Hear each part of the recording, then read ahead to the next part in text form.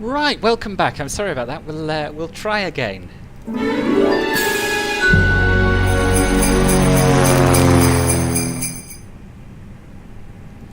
Right, hello everybody and welcome to Philbert Flies.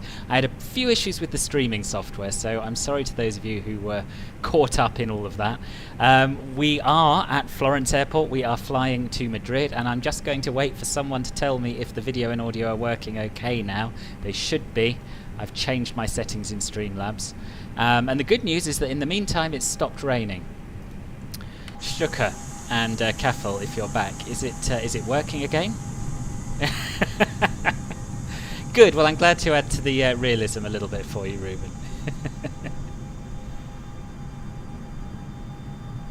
And while we wait, I'll just pan around the aircraft and you can see that it has indeed dried up a little bit. Hello Marcus, welcome.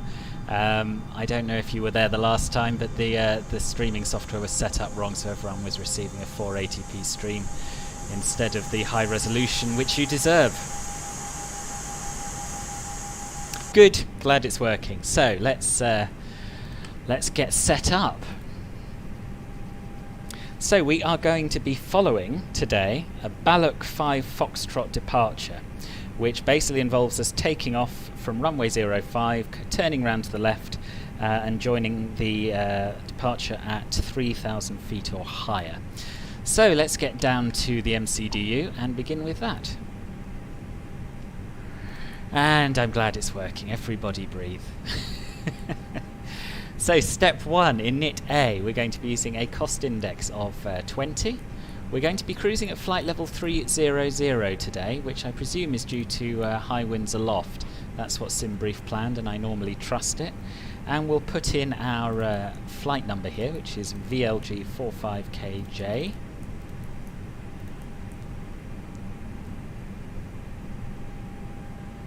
There we are. And our alternate, if I just have a quick look at my flight plan, because I can't remember, is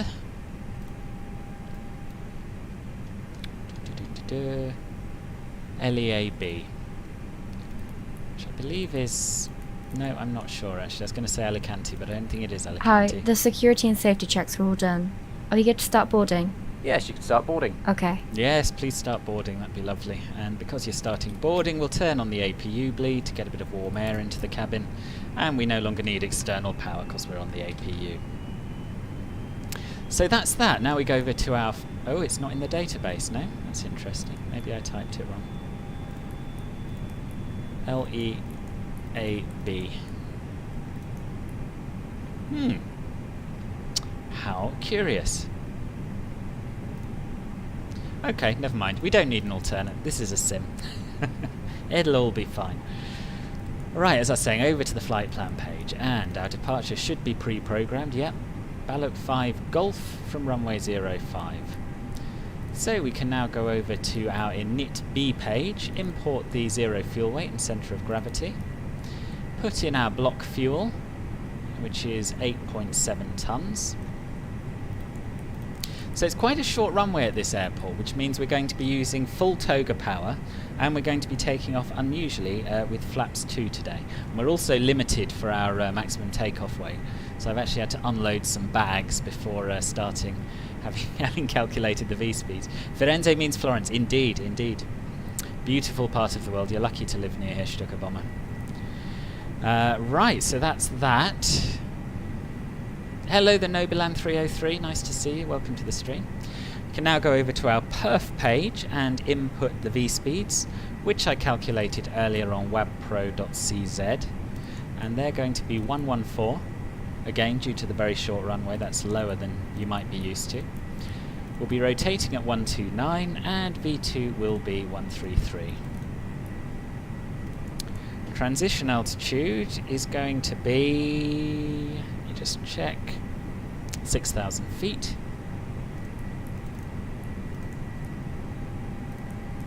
Thrust reduction altitude is roughly good. We're going to call it 1,600, and we're going to accelerate at 3,000 to make sure we're clear of any obstacles. Flaps 2. And the flex takeoff temperature is irrelevant because, as I said, we're going to be using toga power. Right, now ordinarily if I was using Pilot to ATC or if there was air traffic control online, I would be checking in with them. But because we're using VATSIM and there are no active controllers nearby, we'll tune Unicom on 122.8, which will allow us to talk to other traffic nearby. And we're going to set our squawk to 2000, which is sort of a default IFR squawk code. So initial clearance is, well, it's all very high actually on this SID. They're all at or above clearances, so we can actually just set our altitude all the way up to 30,000 straight away. There we have it. You rotate at VR, that's the rotation speed. V1 is the takeoff decision speed, so if you pass that speed, you're committed to take off. You don't have enough runway beyond it to beyond you to stop the aircraft. We'll turn our flight director on. And while we wait for the boarding and everything, we will go over to the ATSU page and get the weather for our two airports, because we don't have any ATIS here at the moment. Why does it say U-boat right in front of me? I can't remember. Do you know, I wondered the same when I did the review of the airport and I found it out. It's an advertisement of some sort. I think it's a brand of something. Brand of watch, from the looks of things. There you are, I'd never heard of it either. Ah, it's starting to rain again, that's a pity.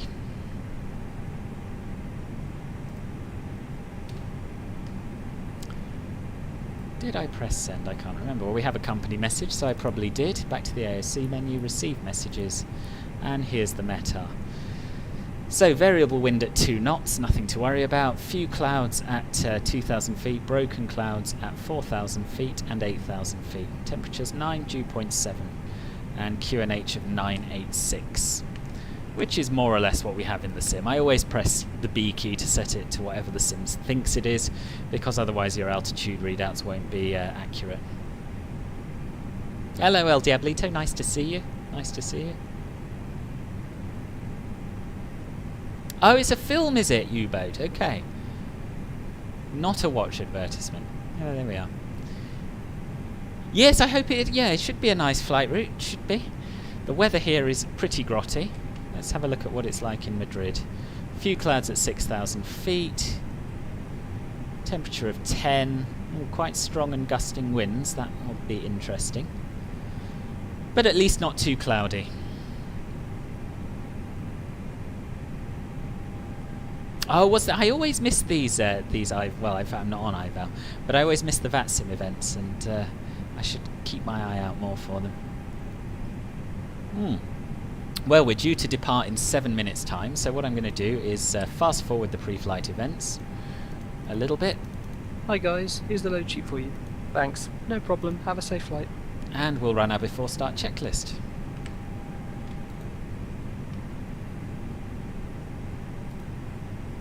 Before start checklist. Cockpit prep. Welcome on board our flight today. Completed. Completed. Gear pins and covers. Removed. Signs. On and auto. ADOs. Nav. Fuel quantity. Set. Takeoff data. Set. Baro ref. 0985 set. 0985 set. Down to the line. And we'll finish that off below the line once the doors are closed and we're ready to push back. Also review the exit seating criteria. And I think most passengers should be on board, so we'll make a little welcome announcement. Ladies and gentlemen, hello to you from the flight deck. This is the captain speaking. I'd like to extend a very warm welcome to you aboard our flight today. Lovely to have you with us, and nice to see some of our frequent flyers. Oh, I was right about it being a watch Just brand. a note Good. about our seatbelt policy. Whilst the signs are illuminated, please do ensure that your seatbelt is fastened. Once we get airborne, I do anticipate we'll be able to turn the seatbelt sign off, at which point you'll be free to get up and move about the cabin. However, we would advise that whilst you are seated, you keep your seatbelt fastened and visible just in case of any unexpected lumps and bumps. Have an excellent cabin crew team on board with us today. They shortly will be showing you a Yes, video thank you, briefing you on the Illuminex. safety features and procedures. Yeah, I for experienced this them on Airbus the way in aircraft. for the first Would time. ask that even if you are a frequent flyer, it you may do well pay happen close again, attention but I to got that crash briefing, detection as turned off, every so aircraft is slightly we'll keep different. our fingers crossed. but Thanks very either way, much once we'll get again. up there. I'll leave you in peace for now and hand you over to the cabin crew for that demonstration, and we'll be on our way very shortly. Hey guys, Thank you. all packs are on board. Are we clear to close? Yep. Thanks. Let me know if you need anything.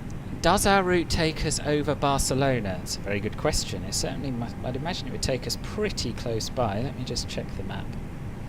So it takes us over the south of France, near Monaco, and out over Marseille. And then, yes, it does. It takes us along the east coast of Spain, right past Barcelona. Right, so the passengers are all boarded. We'll just wait for the door to be closed, and then we'll finish our before start checklist and push back and head off.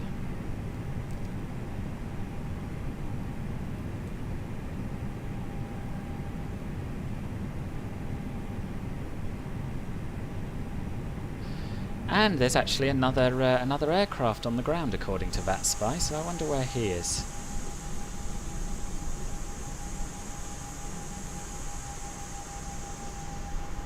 I don't see him. Could be that he's already disconnected because VATSPY is a little bit delayed. Ah, the announcement isn't mine, it's part of Flight Crew A320, Dan. So you'll need to buy that, I'm afraid.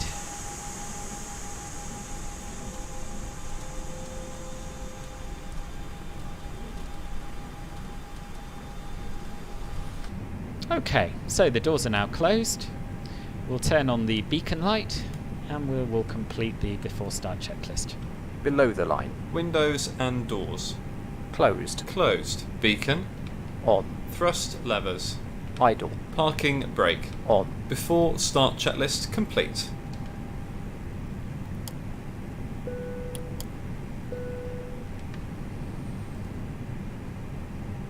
Okay, so we'll announce our intentions on Unicom, seeing as there is another aircraft around.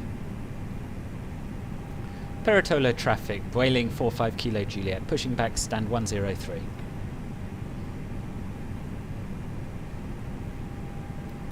Cockpit to ground. Go ahead, flight deck. We are ready for pushback and engine start. Understood. Release the parking brakes, please. Parking brakes released. Pushing back.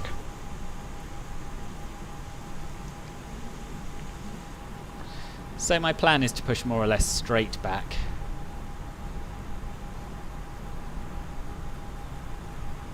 And then we'll go around to the left.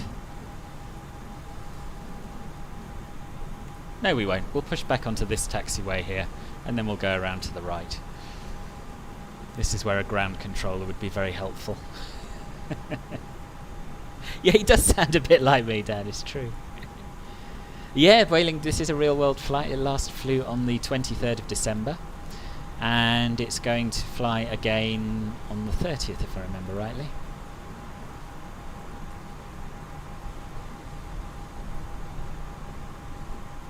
All ground equipment is clear. You can start the engines at your discretion.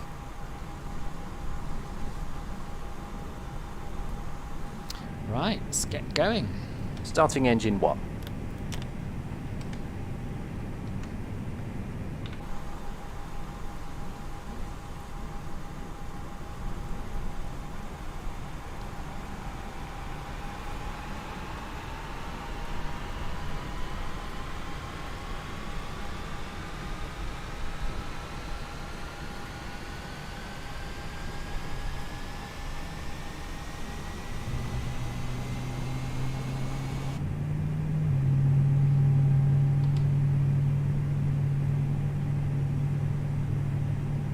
Starting engine 2.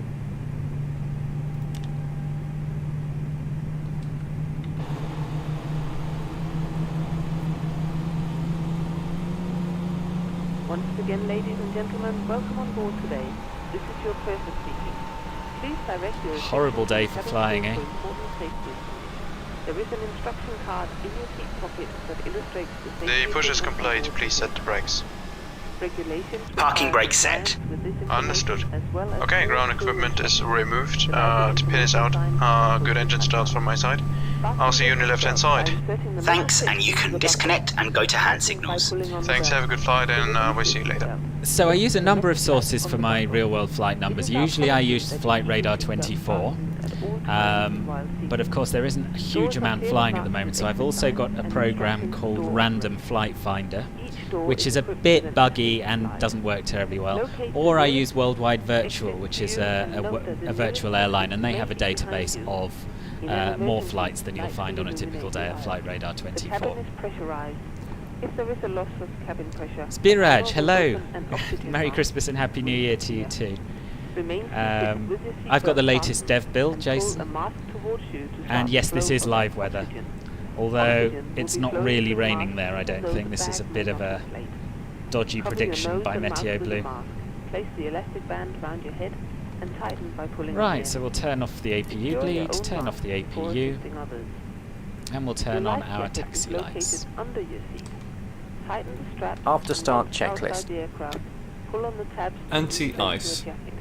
Anti-ice is not on, If but the we will jacket put it fails on to because it's inflate, below 10 use the degrees. tube placed Set. nearest the ECAM status. Your jacket Checked. is equipped Pitch with a trim. lamp that will automatically illuminate in water. Pitch trim was This is a non-smoking flight. 25%, I Smoking believe is we not wanted. permitted in the cabin or in the lavatories. Cabin lights will now be turned So off. just Reading nose light up a buttons tiny are bit. located over your head. Thank you very much for your attention. 25% set. Rudder trim. 0. After start checklist complete. Flight control check. Full up. Full down. Neutral. Full left. Full right. Neutral. Rudder. Full left. Full right. Neutral. And of course the flight control check is a very useful way of finding out you've got a tin of biscuits too close in front of your joystick and you can't apply a full forward stick. What have I missed in the chat? Does it work okay with VATSIM? You need to add vPilot, which is the client, but other than that, no, it works out the box. There are various model matching options as well, but no, it does just work. Hello Smith, welcome to the channel, welcome to the stream. Right, so we'll set our auto brake to max. We'll ding the cabin and we'll test our takeoff config because it's a very, very short taxi out today. Clear left side. Clear right side. Turn the wipers on. Although they don't do a great deal. We'll turn on our predictive wind shear warning and our weather radar. Brake check. Pressure 0. And we'll start taxiing. Peretola traffic, Vueling 45 Kilo Juliet, taxiing, hold short, runway 05.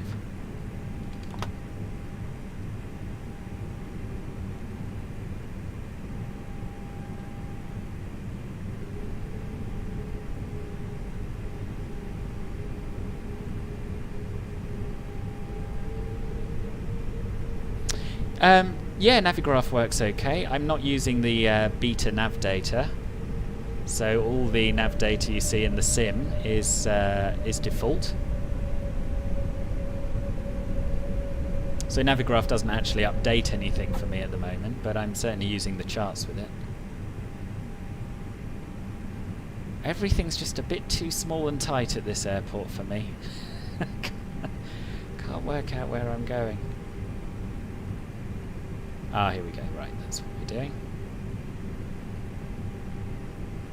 The screen is red to show that there's cloud, so that's the weather radar that you're seeing behind our map on the nav display.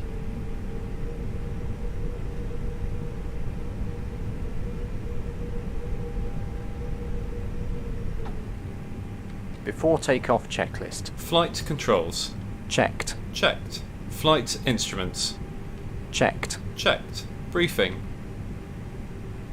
Confirmed. Flat setting. Config 2. Config 2. V1, VR, V2, flex temp. V1 114 VR 129 V2 133 V1 114 VR VY1509 V2 133 ATC. Set. ECAM memo. Take off no blue. Down to the line. It's very interesting that the ground physics seems to have been changed in the latest version of the mod, because it used to be that you could taxi on more or less idle power, but we can't today, having to use quite a lot of oomph to get it going.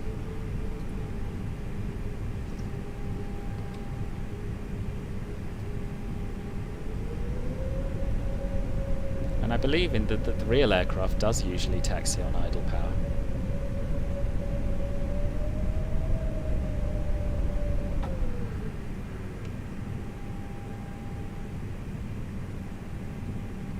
Peretola traffic, Vueling 45 Kilo Juliet, lining up for departure runway 05. Yeah, I'm just not getting any oomph out of it at all.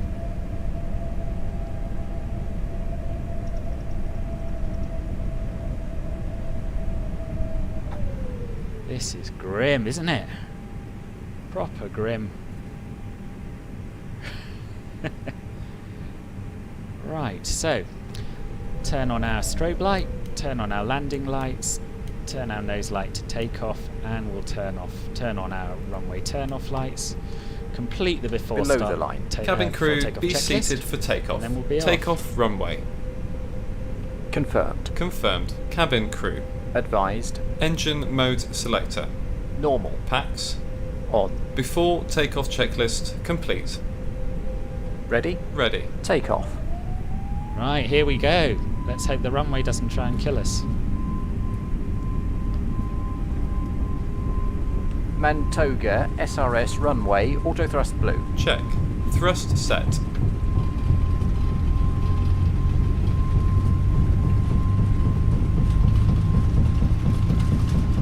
.100 knots. Check. V1. Okay, Rotate. so those Positive V speeds climb. I calculated, not so good as it turns out. He just got off the ground in time. Gear up. Gear up. So we're going to make a turn round to the left, join our SID.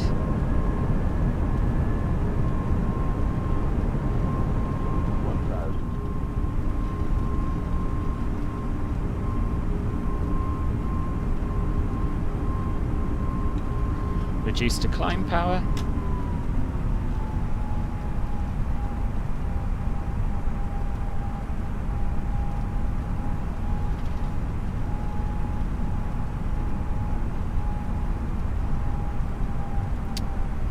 Flap swap. Speed checked. Flaps And 1. we're going to ignore the flight directors because they want to take us directly back to our route, whereas we don't want to do that. But sometimes if you engage the AP1, autopilot, check. it'll do something sensible. Not in this scenario. So essentially we wanted to take off and head straight to this waypoint here, but it wants us to follow this route to the waypoint here.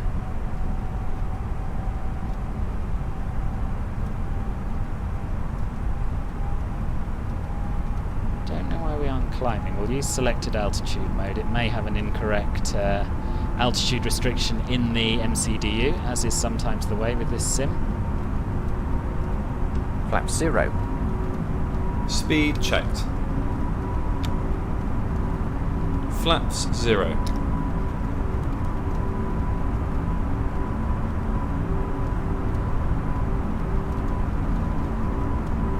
And we'll run the after takeoff climb checklist. After takeoff, climb checklist. Landing gear. Up. Flaps. Retracted. Packs. On. Down to the line. Then as we pass our transition altitude, we'll switch over to standard pressure and finish it off. So we're climbing quite nicely now. We don't need the wipers anymore. Nothing to see with or without them. And there's 6,000, so over to standard pressure.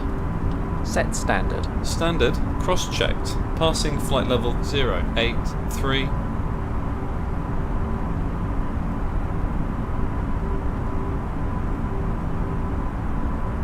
So much for our glorious sunset that I build in Now, the YouTube check. description, eh? Sunrise even. And we can turn off our dome light now. It's standard procedure to have that set to dim for takeoff in case you lose power. I believe that's one of the few lights that will always work on battery power. Below the line. Barrow ref. Standard set. Standard set. After takeoff checklist complete. Yeah, you're right, Cavill. A terrain radar would be good. Okay, we have wing icing, so we'll turn our wing anti-ice on, and we'll turn our engine mode selector to ignition.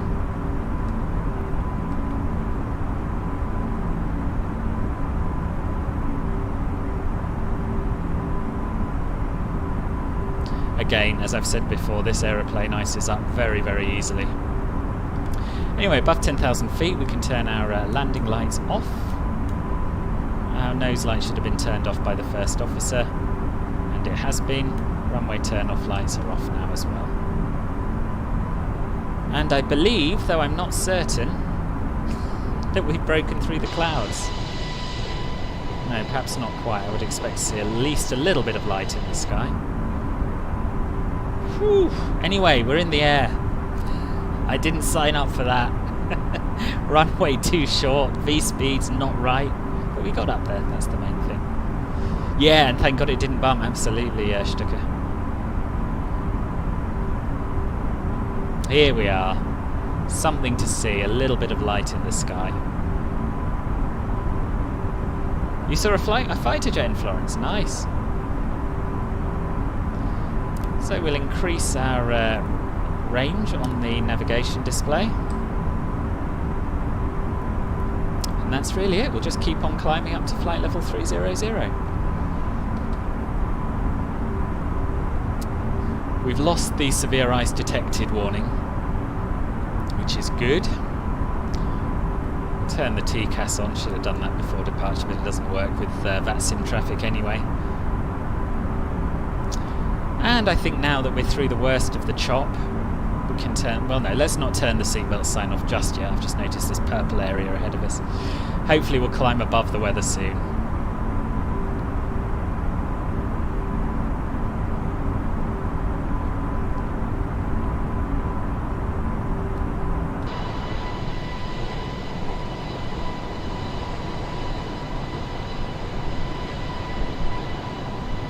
It's pretty spectacular, isn't it? This is what I was hoping we'd see from the ground, but at least we're out the worst of the weather now.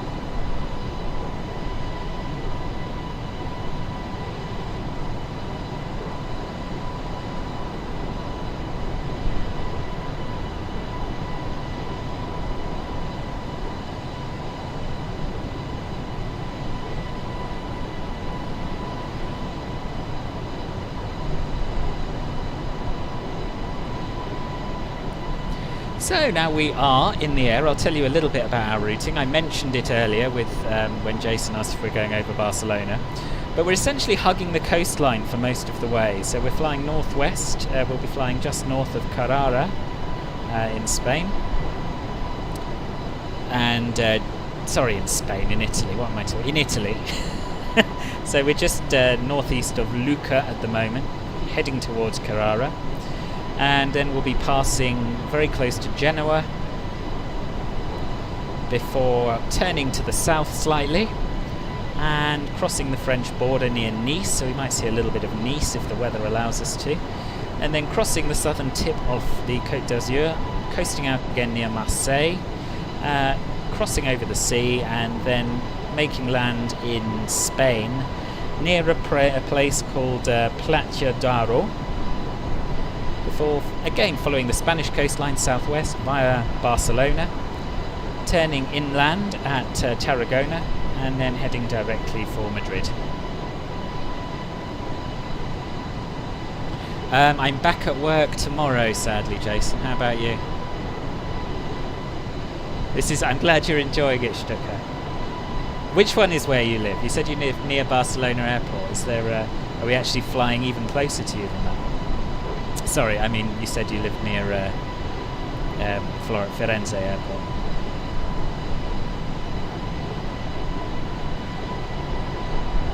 We are being bounced all over the place here, aren't we?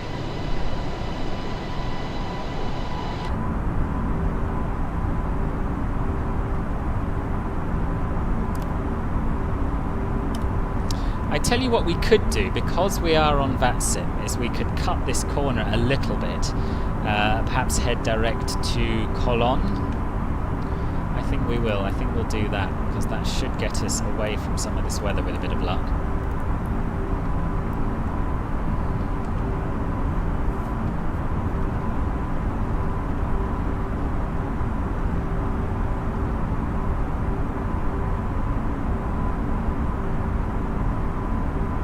And as if by magic, we're clear of the weather.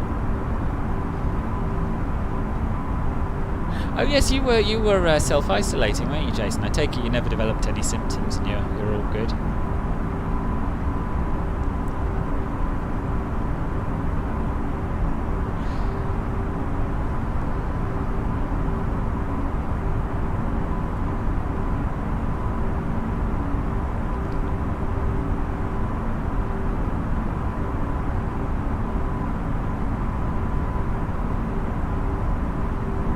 So, if we go down to our progress page, that should give us our optimal flight level, which is going to be flight level 390 apparently. So I think we'll climb a little higher. I don't think there's any reason bumping along just on top of these clouds. So yeah, let's trust it. Let's go up to 390. Why not? And I'll change that on my flight plan so that any controllers who might be online will know what we're up to. We're flying to Madrid, Stuttgart.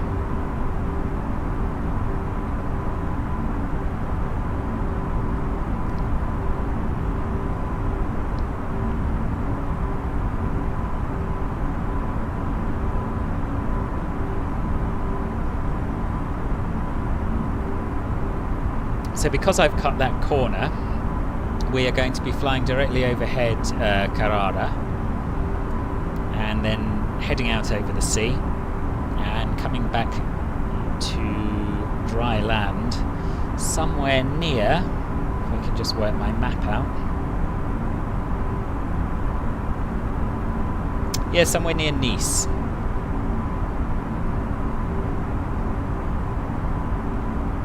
Oh, that's a shame, Jason. Well, I suppose it made for a slightly easier life for you, but not so good for him.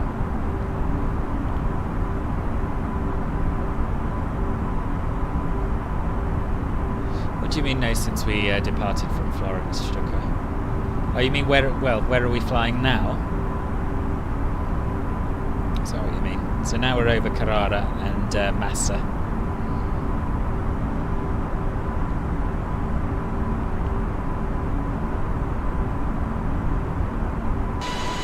But unfortunately, because of the cloud, there isn't a great deal of sightseeing to be done.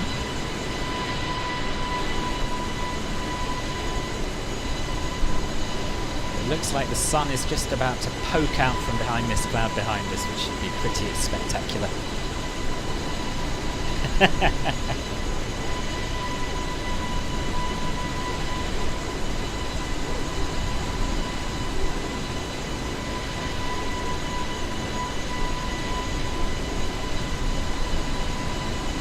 Ladies and gentlemen, in just a few moments we'll begin our meal service for the flight. You won't begin your meal service until I turn the seatbelt sign off, I feel. Which will be shortly. We request that you keep the aisles clear to assist the flight attendants to serve you efficiently and also for your own safety. Thank you.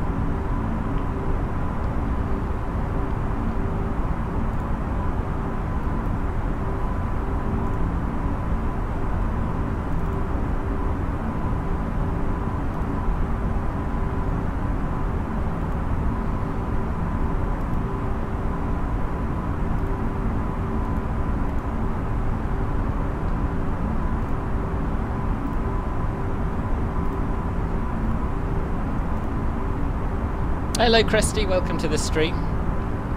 Nice to see you.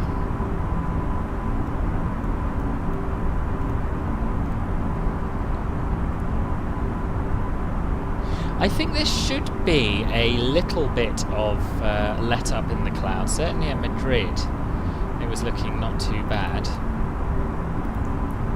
But I don't know quite when these clouds are going to disappear.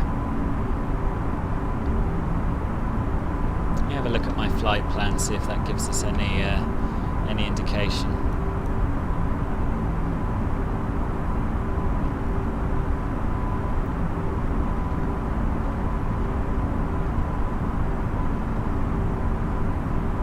Winds are terrible along Italy, Spain and Croatia. Yeah, I noticed that it's really windy in Madrid, so it's going to be an interesting sort of an approach.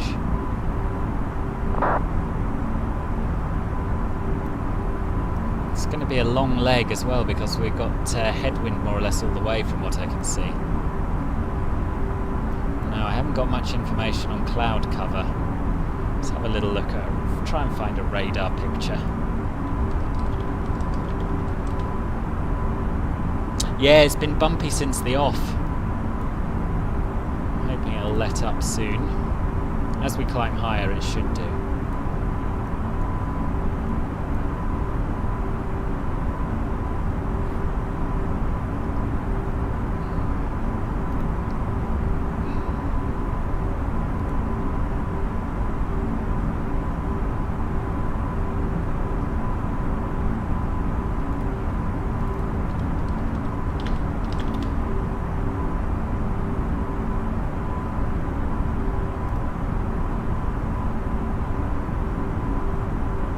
There's a lot of rain about and a lot of clouds, so yeah, I wouldn't hold your breath for too much sightseeing today. It's just not a very nice day for flying.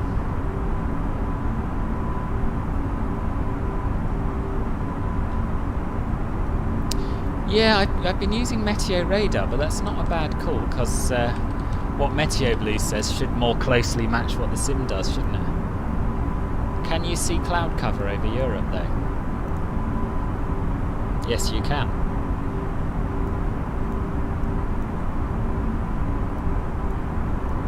Right, so Italy, we've got cloud over Italy. What time are we on? 14:45. Yeah, so there should be a break in the cloud before we hit Spain, from the looks of things. Spain itself isn't too cloudy at the moment, and there's a strong westerly wind which is blowing all that cloud over to the east. So yeah, with a bit of luck we'll see some sights, perhaps even over southern France, but certainly over Spain. Hello Michael, nice to see you, welcome to the stream. And hello Suhel, Air Algeria video. We don't have any scenery for Algeria, otherwise I would. If there's a decent airport released for Algeria, then I will do it. What's my good name? What do you mean by my good name, Krishna?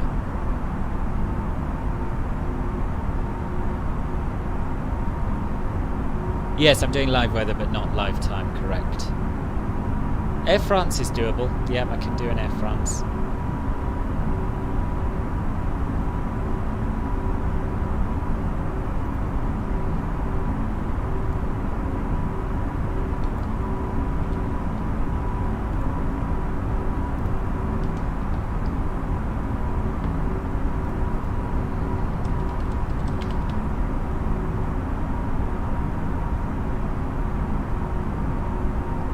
I don't understand Portuguese, Romario, I'm afraid.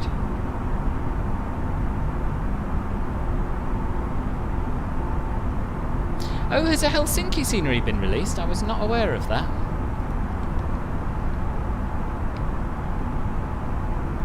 Oh, it's just sim, is it? Okay. I may take a look at that. But I think MK Studios are also working on Helsinki, aren't they? So I might wait until that's out. Cool, you don't ask for much, do you, Suhel? Certainly Southwestern Air France I should be able to do at some point.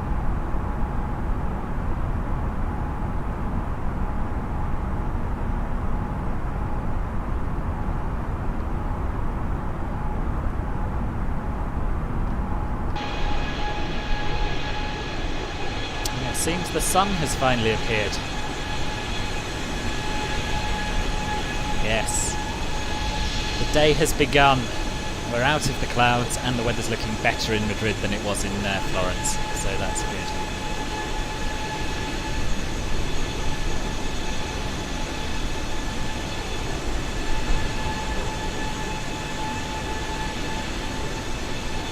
Did I turn on failures? No, I didn't.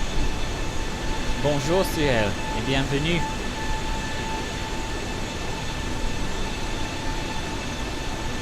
Ciao Hong Chao. Nice to see you. Welcome to the stream.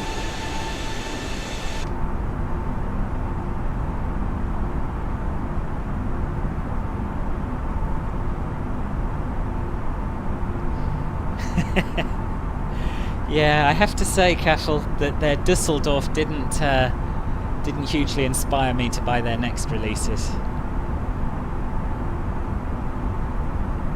Yeah, the A320 Neo is a good aircraft.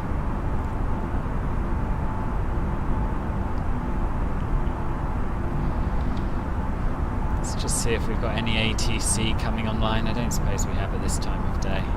No.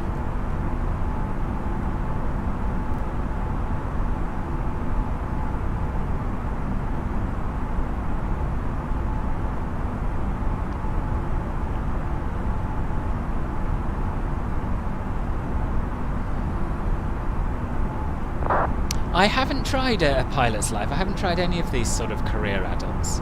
A lot of people recommend them. I'm not sure they're for me, because I like simulating real-world routes and deciding where I want to fly based on those rather than having set tasks to complete and that. But I do get the appeal.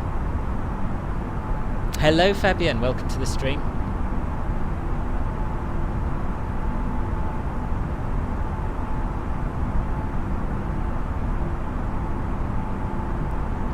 Thank you, Mugen Harnat. Thank you. Glad you're enjoying it. Iberia 787 test. I have flown the 787 once. No, twice in fact. I flew Air Europa's 787 from Heathrow to Madrid, and then I flew a British Airways 787 from Heathrow to Chicago, which I did to celebrate reaching 1,000 subscribers. And I'll probably fly it again one day. But for the long haul routes, you really have to set aside quite a large chunk of your life. And I don't have time for it at the minute. Oh, that's a shame, Jason. That is a shame. Still, there's plenty more bimbles to come. For those of you who are unaware, I run group flights. I'm doing a VFR tour of the UK by Cessna 152. So you can come and fly with me if you like. All the details are on my Discord server, which is linked in the video description. I haven't posted about the next flight yet, but I will be shortly, and it will be on the 2nd of January at 1400 GMT.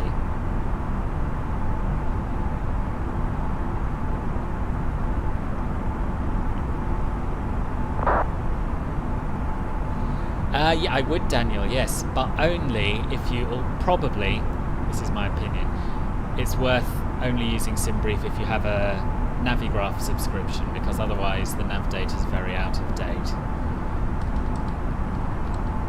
I'll find you a link to my tutorial.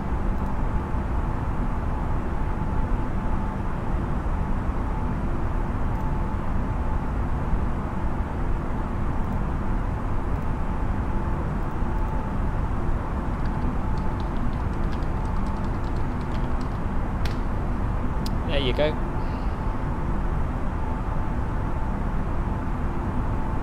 How long is the airtime until now? We took off at about 25 past, so about half an hour, something like that. We've been in the air.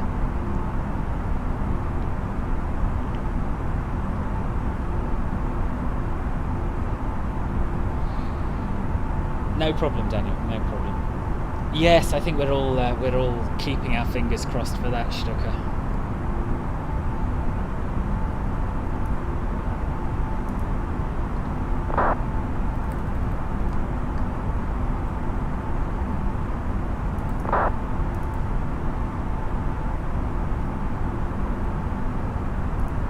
Just brighten up the old displays now the sun's up.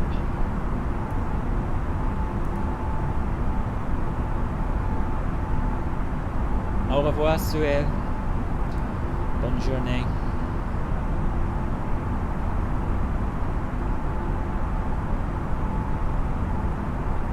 Where are we now? Let me consult my map. We are over the sea, in between Italy and France, just slightly to the east of a place called Imperia. And we'll be coming in over Monaco before too long.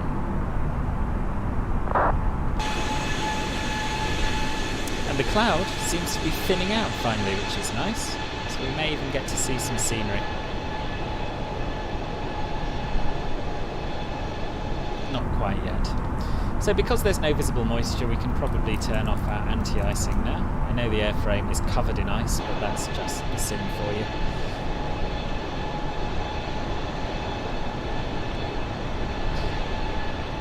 Yeah, that would be brilliant, Max. Absolutely brilliant if we got the 737. Robert, sorry, I missed your message there. Florence to Barcelona, nice. Yeah, nice route. It does, yeah, it does make a big difference having clear weather, doesn't it? I flew Heathrow to Madrid yesterday afternoon and it was glorious. Clear skies almost the whole way.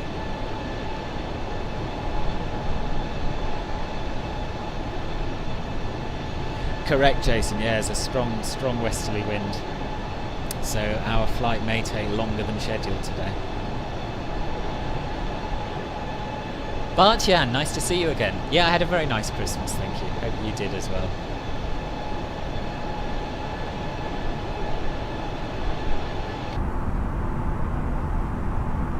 Yeah, so we've got an 84 knot wind straight on the nose. So it's not causing a slower airspeed, Jason, it'll cause us a slower ground speed.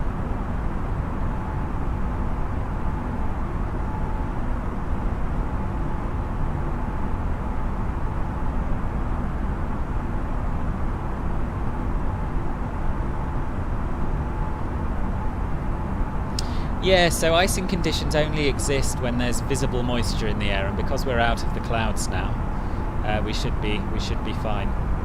Also, the airframe can only ice up down to minus 40. So we're no minus 40 SAT. So we're not in icing conditions anymore. Prosper Peter, welcome to the stream. Nice to have you here. Scenery is absolutely gorgeous. Yeah, it's a lovely sunrise. ETA is going to be in the sim 0833 Zulu. So it'll be in about an hour and a half, something like that. Not as bad as I thought, actually. Total flight time scheduled is about 2.5 hours. Let me just double check. It is written in the video description, but generally aircraft tend to do it in about 2 hours. Yeah, scheduled flight time is 2 hours 30.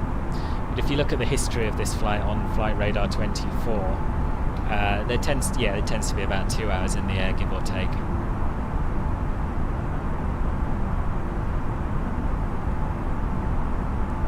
So we're making big improvements to the weather engine in the next few updates. Brilliant. I look forward to seeing it. Heinrich, hello from Hong Kong. Hi, nice to have you here. Schiphol to Dublin was crazy yesterday on VATSIM. Yeah, Schiphol's always crazy. Dublin's often crazy, I find. Hello, EM. We are just over a place called Imperia in northwestern Italy, which is just northeast of Monaco.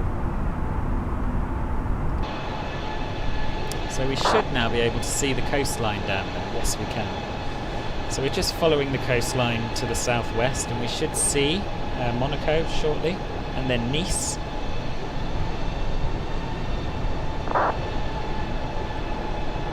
No, I won't be, well, fingers crossed I won't be squawking 7500 today, latex.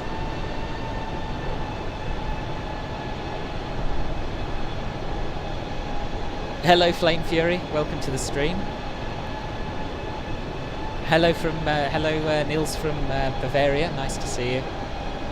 Brandon from Guyana. Hello, welcome. And Flame Fury from Trinidad.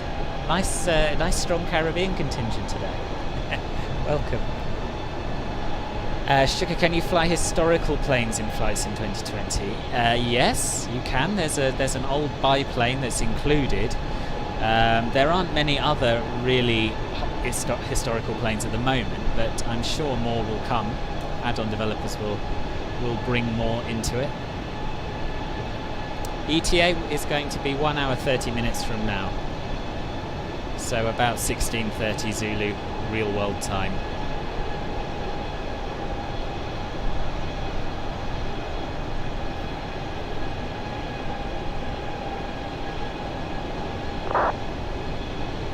How fast are we? We're doing 0.78 Mach, so about 371 knots over the ground.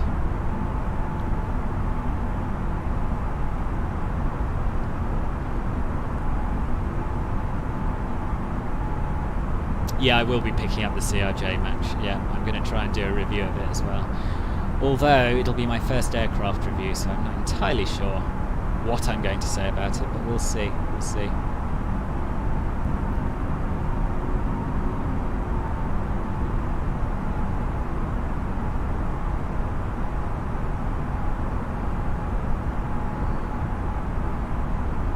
I am K. I see. Okay.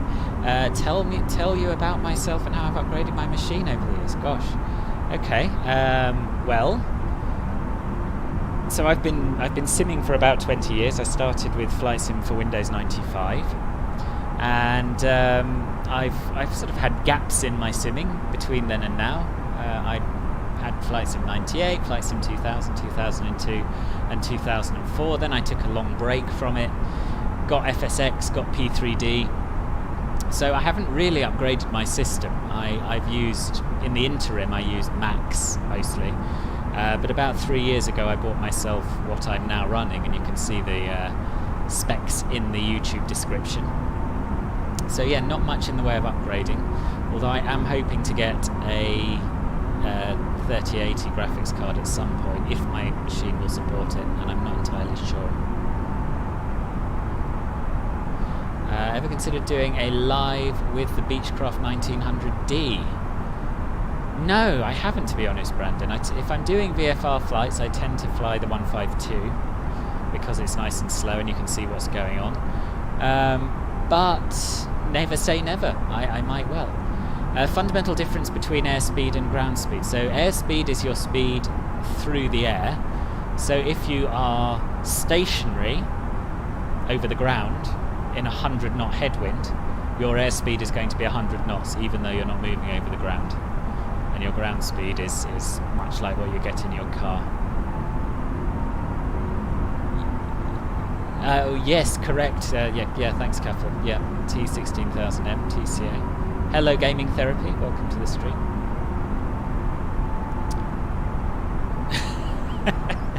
I do sound younger than I am, I feel. I am K. Prosper Peter, could you be a moderator? No, I'm not looking for moderators at the moment, but thank you for the offer.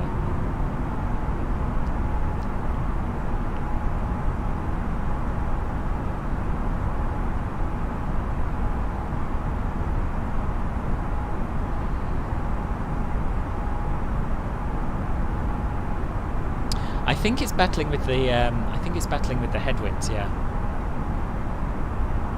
So they must be quite gusty. They seem fairly steady on here, but yeah, I imagine they'll slow down and speed up, and the engines will compensate to try and keep our airspeed constant.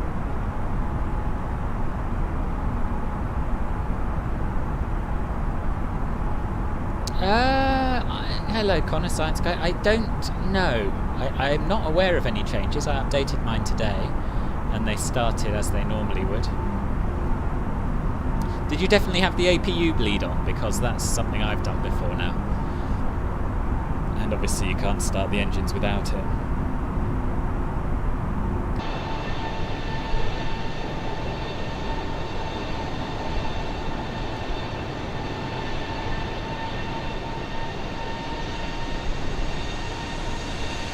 Plain scared of heights, brilliant. So this down here is Nice Airport.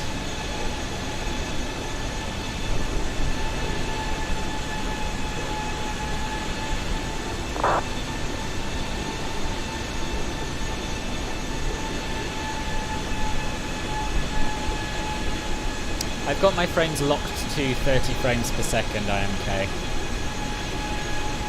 and I'll be getting that now. And the reason I lock my frame rate is essentially it reduces stuttering. Is there any scenery you're wanting to see come out? Oh, the whole world match, the whole world. I am actually quite excited about MK Studios Helsinki. That will be good.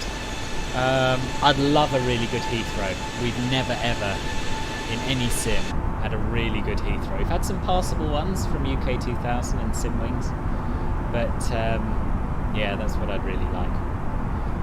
Fly Temper, if you're listening, Heathrow please. We do also need a good Nice, that is true, Cuffle, that is true. I hope so, IMK. I hope this air smooths out shortly. I don't imagine it'll ever have military missions, Stuka. There's no weapon system included in it, and there are other sims that are quite good at that. Traditionally, no Microsoft Flight Simulator, other than Microsoft Combat Flight Sim, has ever had that functionality.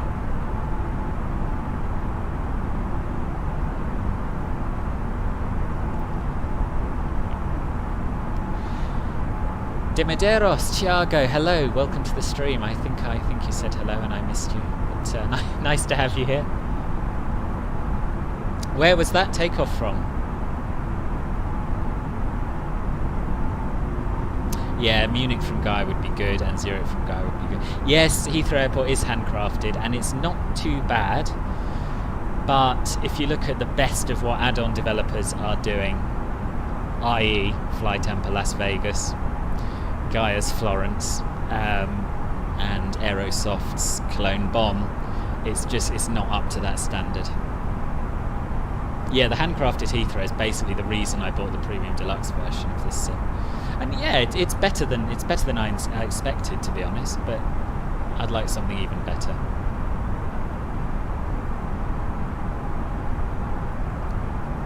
Oh, that's annoying. That's annoying. Yes, well, I hope restarting fixes it. As I say, I haven't had any trouble myself.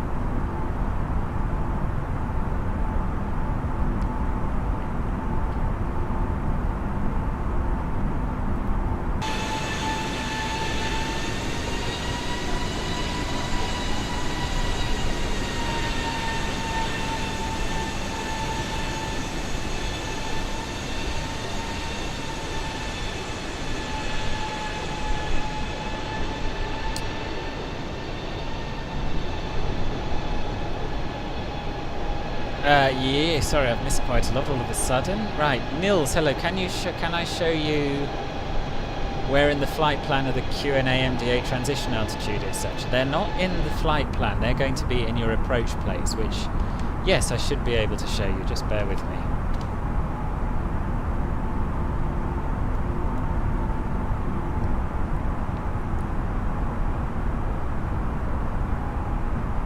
I love the Caravan. Yeah, the Caravan's a great plane. I don't have much experience in the other one. Hello, Krassi, I missed you. Welcome to the stream.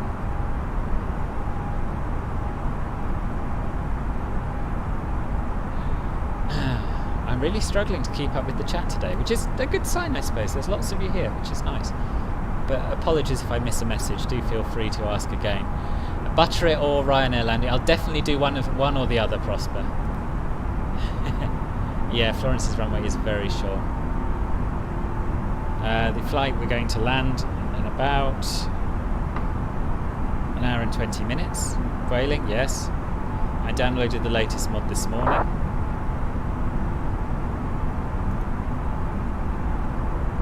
I don't know if you've seen me review landmarks. No, I don't tend to review landmarks. Because I mostly do IFR flights,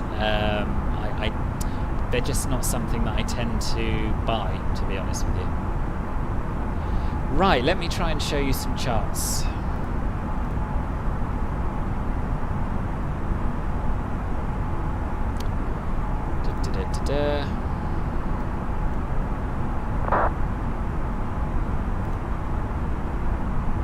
Here we are.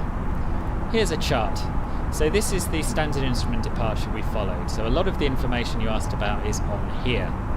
Transition altitude is over here, 6,000 feet, and that's the altitude you switch from local pressure to standard pressure of 1013 hectopascals. What else did you ask about? I'm going to have to scroll up. MDA, so that's the minimum descent altitude. I'll show you that on an arrival chart. Let me close this one.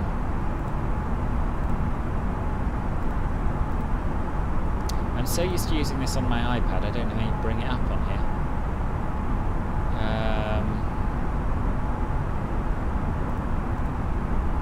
Here we are, charts.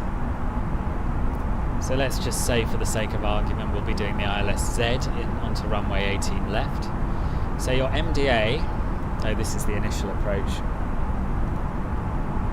So here's a final approach chart. Your MDA is this figure here, depending on your aircraft category. So for the A320, it's going to be a Category C aircraft, which makes your MDA 2,151 feet. And your decision height, which is radio altimeter height above the ground, 229. So you'd put in either the MDA or the DH. Transition altitude we've done. QN, do you mean QNH? That is the local pressure setting, so that's something that air traffic control or the METAR can give you.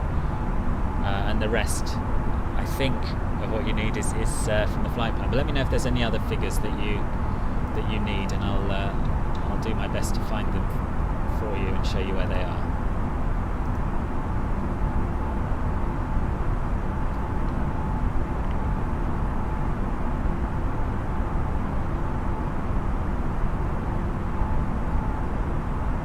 Illuminex, I don't know if I said thank you for the warning. I did look at the METAR and I'm not looking forward to the arrival, to be honest, but we'll keep our fingers crossed. Delusions, hello, welcome. Hello, Not. Hello, Magic Beans. Have I ever been to Florence? Yes, I have, once, a long time ago, about 15 years ago. I loved it. Sim Toolkit Pro or packs are not really my kind of thing, I'm afraid.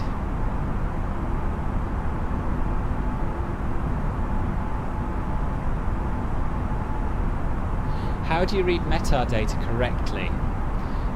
You get used to it is the short answer, but if you Google, in fact I'll do it for you, METAR decoder, then you can just copy and paste them in and it'll tell you what they mean, and then the more you do that, the easier it is and the more you pick up on. This is quite a good one. What's my favourite airport in real life? Ooh. I'm quite a big fan of Seoul Incheon. It's a great airport to transit through. Did I have autopilot issues? No, not that I noticed. We are being buffeted by the wind a little bit. That could have been what you saw.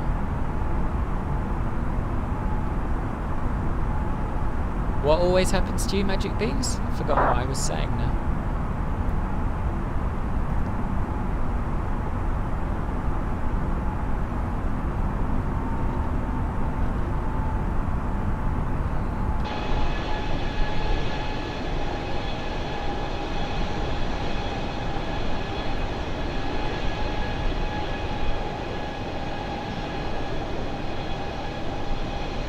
Oh, the autopilot issues. Yeah, sorry. Have you downloaded the latest version? Because there were some older versions of the A320nx which suffered with it a lot. But I haven't experienced it in the most recent stable or dev builds. Yes, this is live weather. It's not been super accurate, to be honest with you, so far.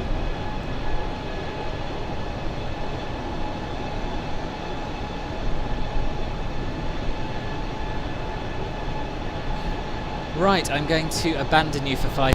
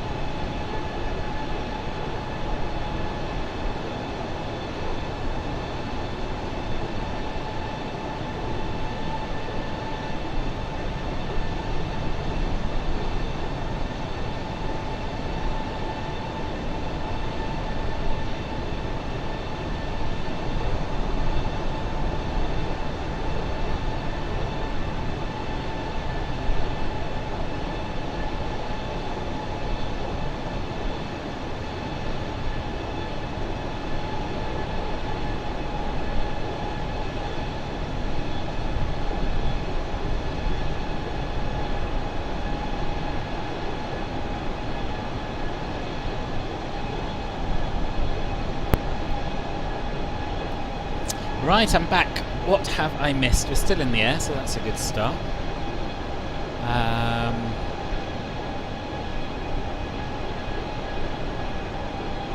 I went to the toilet, Stucker. That's what happened to me.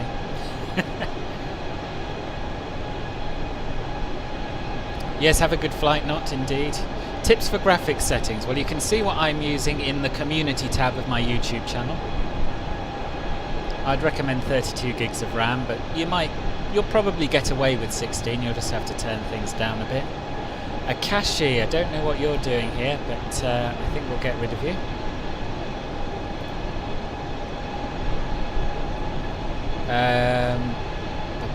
Beautiful. Yeah, it's gorgeous. Yes, I do.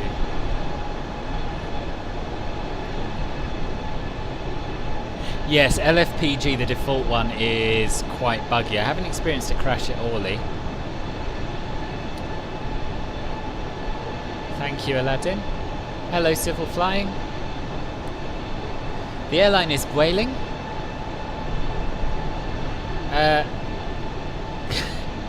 Correct, Stuck. I was not talking, but I am now.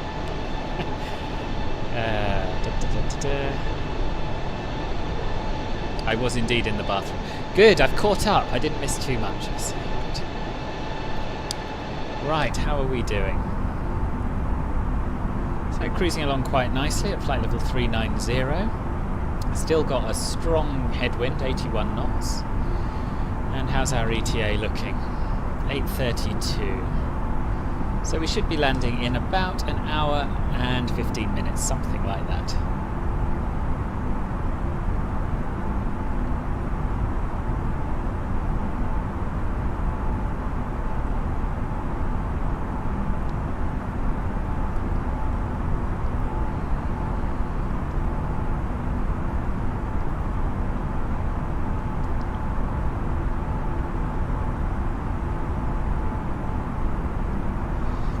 Oh, thank you, Caffel. Thanks very much for that. It doesn't get rid of them off the sort of the live chat that you see in the edge of the window, but it will get rid of them from the actual YouTube chat, so that's appreciated.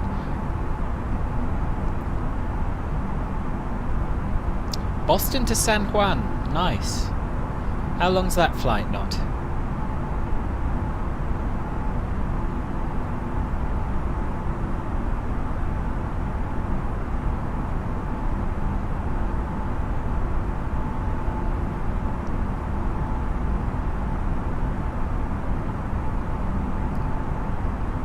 Yeah, the only reason I doubted the live weather is that it definitely wasn't really raining in Florence when we departed, because it didn't match the METAR. But in general, it's getting better. 4 hours, okay. So good old haul then. Well, I think it's smooth enough now to turn off the seatbelt sign and let them walk around a little bit.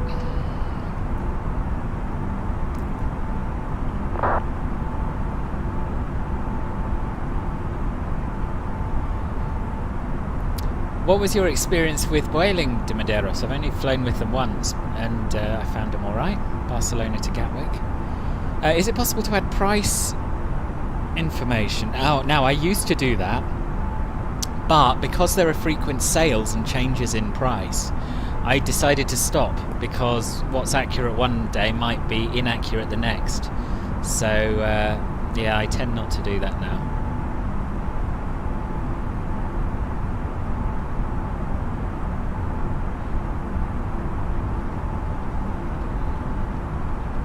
Can't wait for Boston. Yes, indeed, that would be good. Yes, go on, Stucker, tell us a joke, as long as it's clean. So, Flytamper did a fantastic Boston for P3D, which I'm sure they'll bring across at some point. Why did I say I was in the toilet? Keep it secret. It's not a secret, nothing to be ashamed of, Aladdin. Hello, Samsonite. No, I won't make an emergency landing. I don't like doing that sort of thing. I'm all about simulating real-world flights as realistically as possible, and very few of them make emergency landings.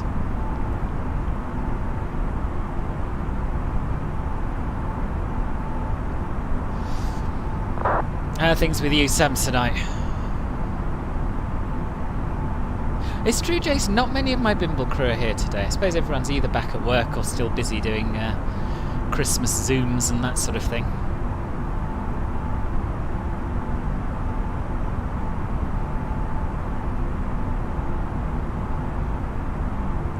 Right.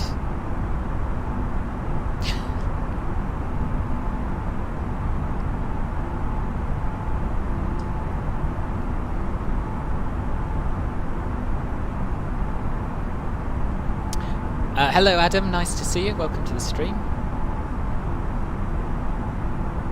Yeah, exactly. So Aerosoft have a big sale on. I know what you mean, Illuminex. I get that it would be useful to have the prices in there. But I want these reviews to stand the test of time, and I want people in 5 years' time to be able to look back and think, yeah, I'll get that one now, and it might be half what it cost when I made the video. Ah, did you have a busy day, Samsonite?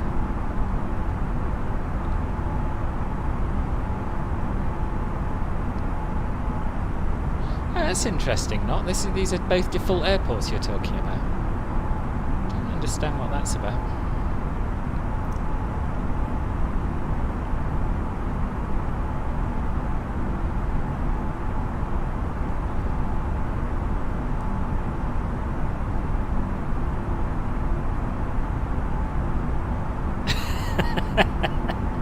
Very good, Caffel. No service on board and the crew was not welcoming. Ah, right, fair enough. Yeah, that would put you off, wouldn't it?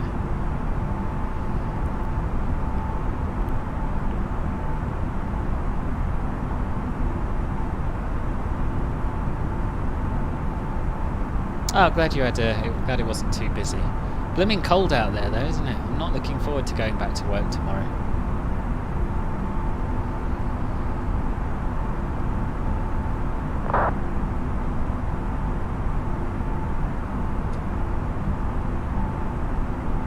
That is a good joke, Stucker. I did not appreciate it while it was being typed out.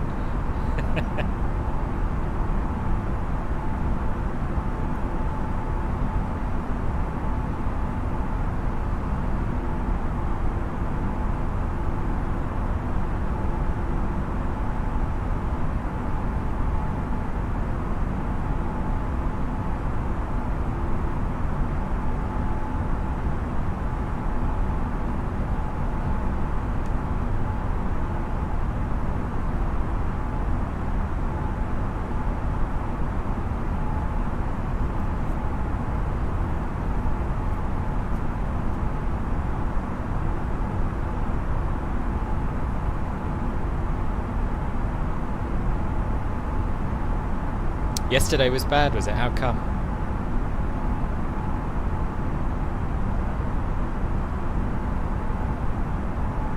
I am certainly letting the autopilot fly the aeroplane, yep. But I'm not watching my videos on YouTube, no.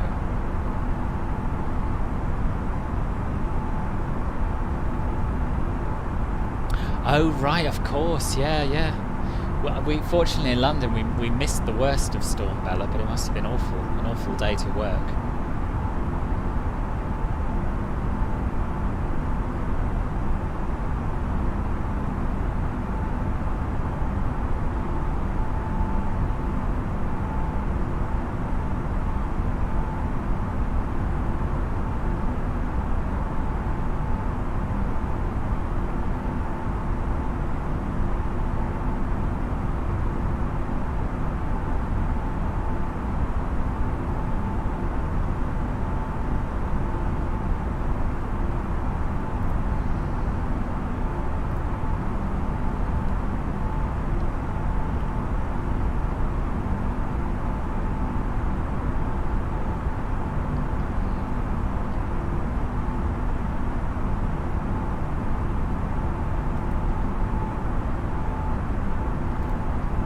Thank you, Cavill. I blocked him. Yeah, it's probably nice to ask them nicely, but I can't be bothered.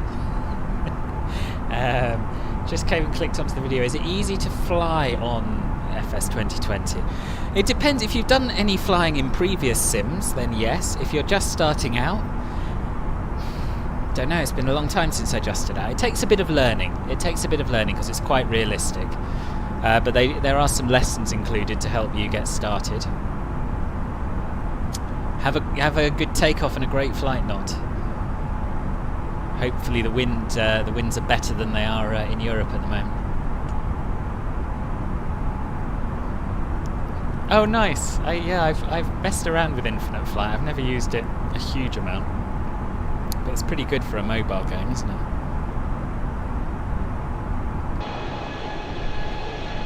So we're back out over the sea, as you will notice, and we are heading southwest towards Spain, and a place called Palafrugell. I think that's how you say it. I'm not entirely sure.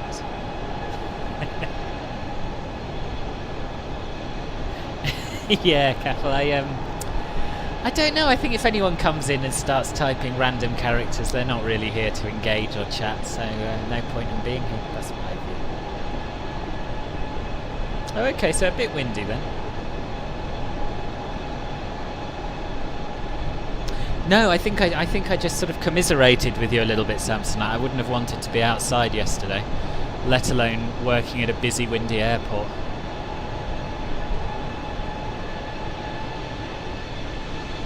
Hello, Brandon. Nice to see you. How are things?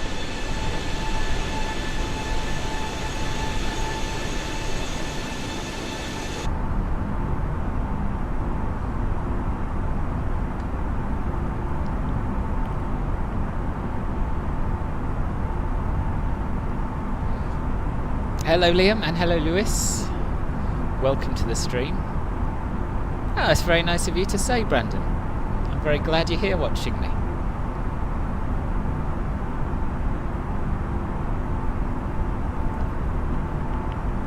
Yes, all this talk of wind has reminded me it's probably worth getting the latest weather for Madrid now.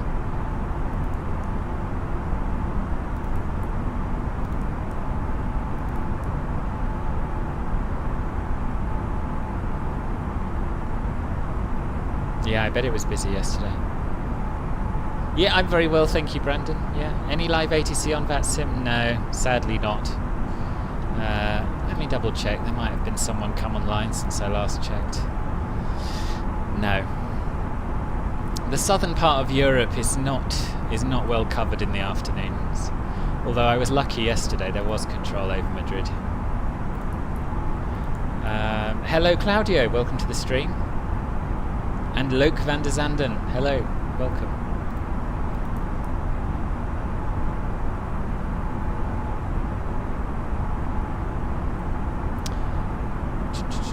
Right, winds 290 at 14. Okay, they've calmed down. They've calmed down since I last checked. That's amazing. So they were gusting to 32 knots. And now they're only 14 knots from 290. So that's good news.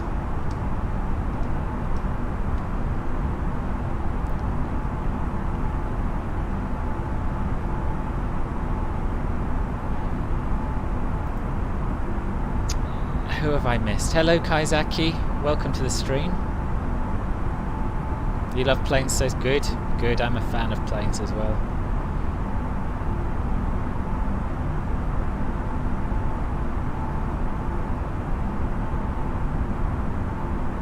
Do I think the FS 2020 could run on 4GB RAM Intel Core i3 laptop with an Intel HD Graphics 4000? Not very well, no. Probably not at all. I should turn off the cockpit tooltips. I probably should. I probably should.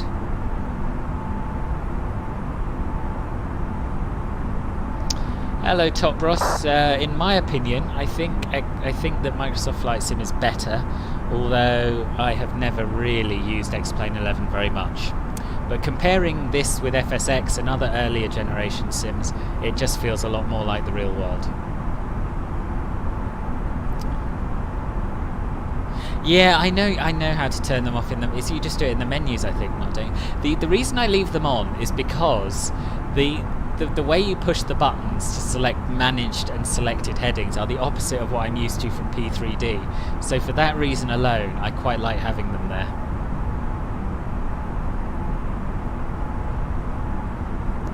Due to the wind, you're not allowed to start. Right, so there are lots of planes just sat around waiting to go, were there? No, I don't play X-Plane. No problem, you got shebanged, no problem.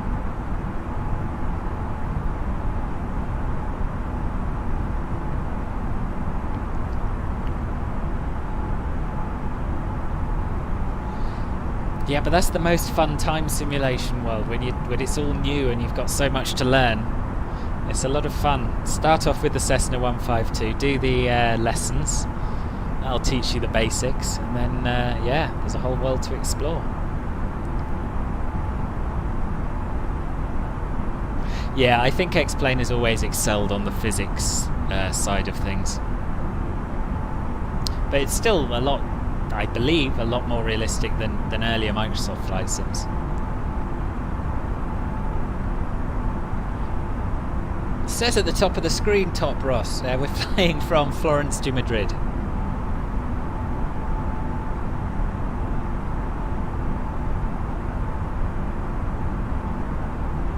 Oh, okay. Why do they put them backwards? Is that to protect them a little bit from the wind, Samsonite?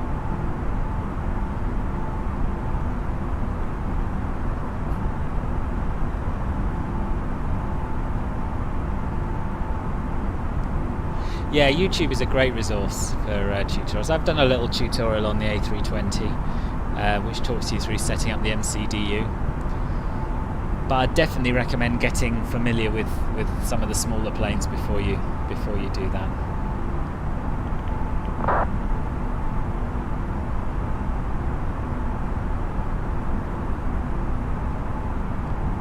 You don't have a PC either, Brandon? I've always simmed on my PC. I've never had a console.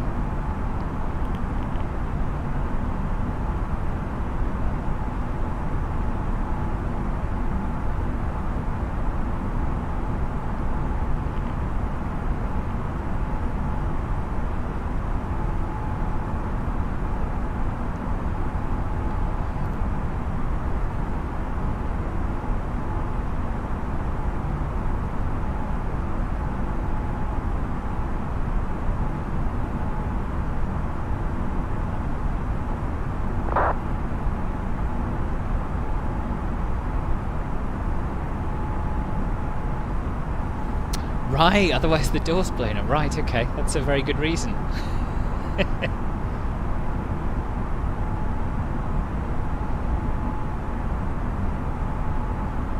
We're going to Madrid Barajas.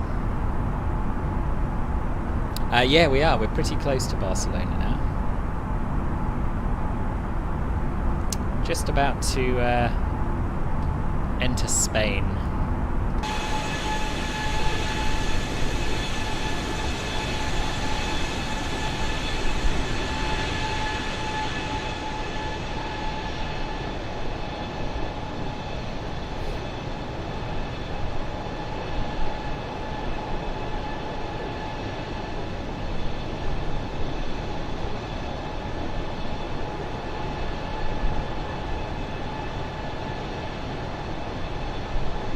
I don't have pedals, El Diablito. I use the trigger on my joystick.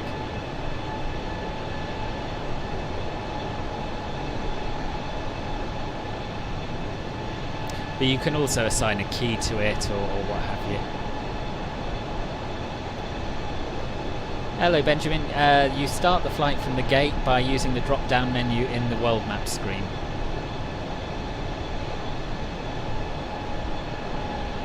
So if you import a flight plan from SimBrief or if you plan your own, the top of the screen it'll have your departure airport, and then underneath it it'll have the runway number where it automatically puts you. So you just change that runway number to the gate you want to depart from.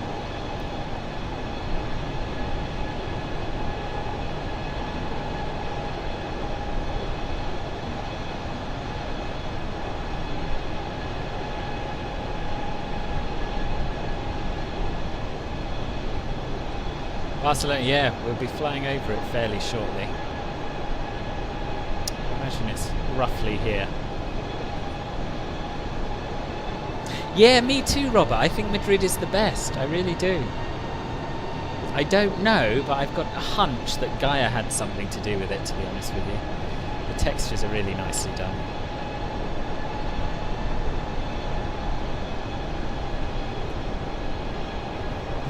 No worries, Benjamin. The number of stupid things I've done while flying this sim beggars belief.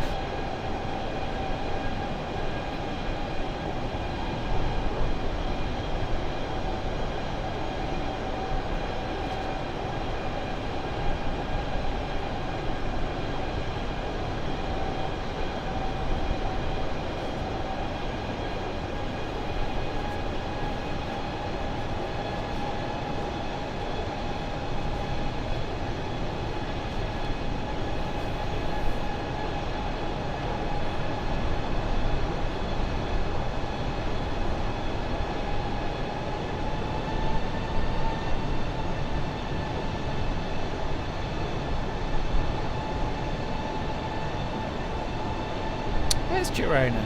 I can't see it on my map. But, Jason, you are quite the geography expert, so I'll take your word for it. I'm using Premium Deluxe. I think you're right, Max. I think you're right. They don't look as good, but they perform worse. I think that's accurate. Don't worry, Marcus, don't worry. It was a horrible, horrible morning for flying.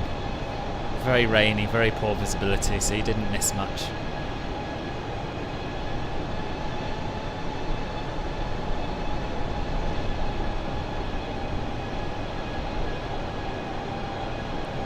So right now we are just northwest of Platja d'Aro. Coming up to Tossa de Mar. Then we'll hit Vianes, Mataró, and then Barcelona.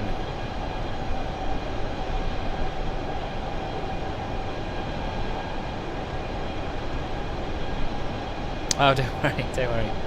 Got many people flying with me to Madrid, have I? I'll have to consult my flight plan.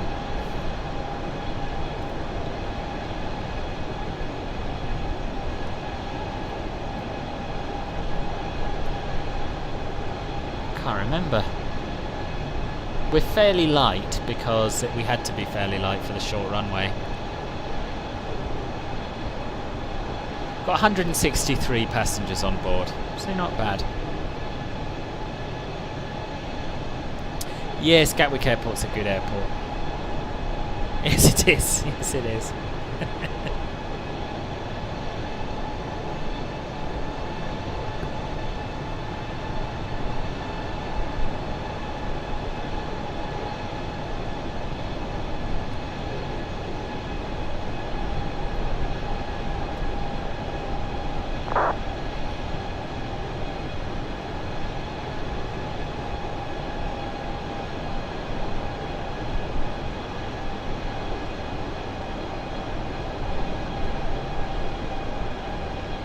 So the issue I always have when I'm flying on VATSIM and there are no controllers on, and the wind is not obviously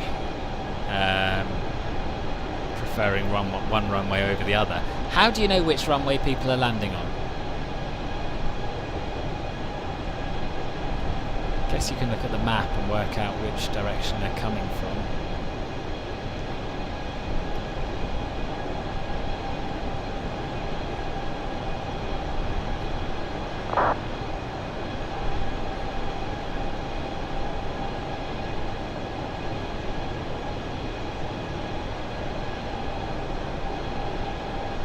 I've never been to any of those airports, Stuka. But yeah, I've heard good things about Dubai.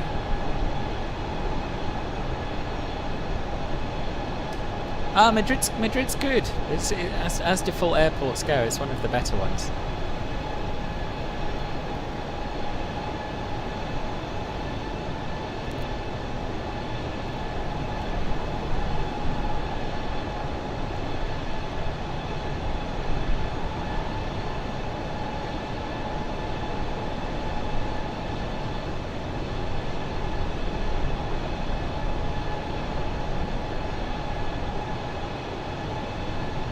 So I think we're going to try and land on 3-2 left or 3-2 right. I think that's what the wind currently favours, but we'll keep an eye on it between here and there.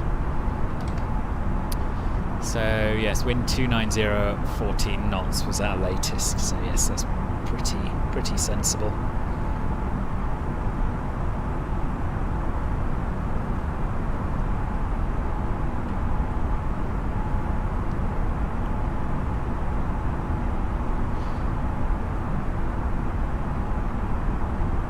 Always check the... Well, you can't check the ATIS if there's no ATIS online, Nicholas.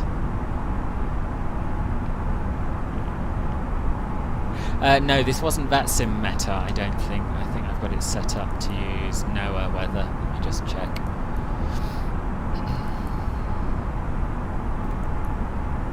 Oh no, so that's right. So I'm using Meteo Blue, which seems to make sense because that's the weather we'll actually have.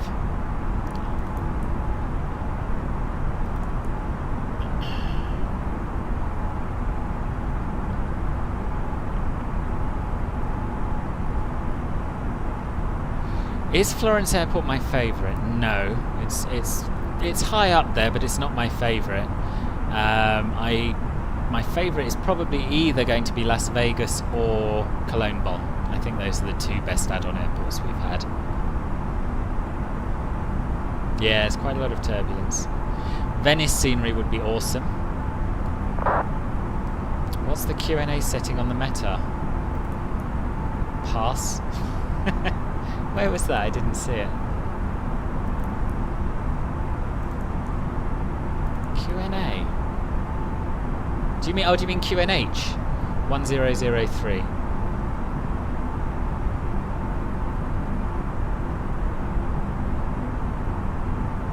Yeah, it's not. Are you talking about your ears popping when you're high up, Brendan? What do you mean? This isn't a flight plan, Magic Beans. This is a meta weather report. My flight plans I do on SimBrief. If that's what, yeah. So SimBrief gives you passenger numbers and that sort of things. And Planes and Toys. Hello, welcome to the stream. Oh, you see, people are answering my questions before I've even read them. Thank you. I'm very well, thank you. How are you? At the moment, we're just approaching Barcelona, Eric.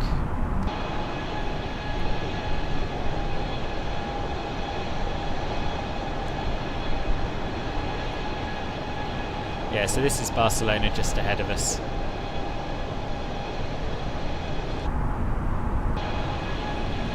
Oops.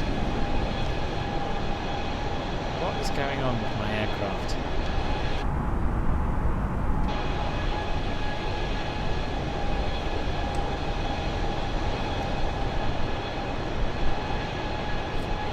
You know when you switch to drone view, but you don't know if you're controlling the plane or the drone? That's what's happening at the moment.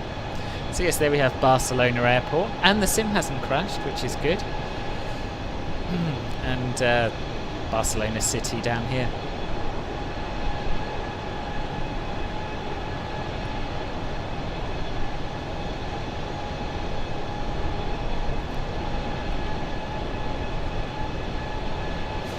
Hello LDR in flight. Well, mine, most anticipated airport, it's not in development, it hasn't been released, but I was saying earlier I'd love a really, really good Heathrow from the likes of Flytamper or Flightbeam. That would be my wish. We're not landing at Barcelona, Stuka, no, we're landing in Madrid. Yes, not, yeah, help yourself, feel free. Although sometimes YouTube seems to block links even though I haven't told it to, so give it a go. Will I be making my approach soon? Fairly soon. I think we've probably got about 45 minutes left to run, something like that. Yeah, we're still due down at 8:32, so in about 45 minutes time.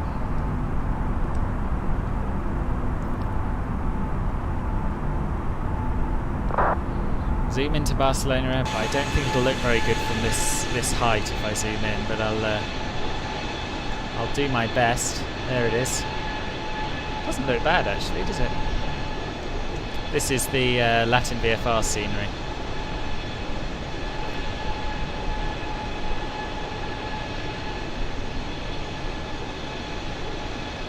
Ah yes, I hate that as well, Brandon. Yeah. Eric, you're very welcome. Thank you for coming in and saying that. Appreciate it. Yeah, Barcelona is great in this sim. You see LAX, Brandon, right? Nice. Right, I think it's time, talking of approach, that we start setting up for our arrival. You have control. I have control. So we hand control to the co-pilot, go to LEMD, arrival. And I want to land, in fact before we do, let's get the very latest weather because that's a little bit out of date and we have plenty of time. So we'll go to weather request, send,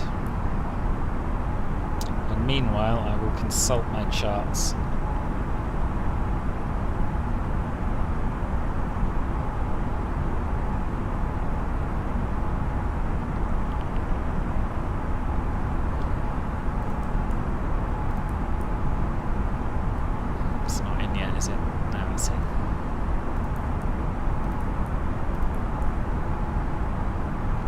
So wind is 290 at 16. QNH is still 1003. Temperature is 9.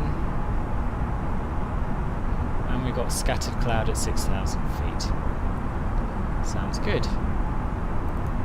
So yes, as I was saying, we're going to be taking one of the runways 32 left or right.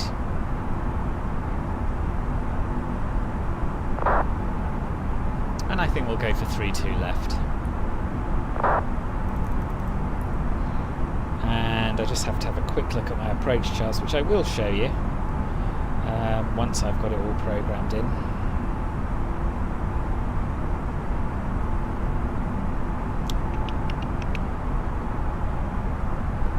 So we've got the choice between a Whiskey or a Zulu ILS approach.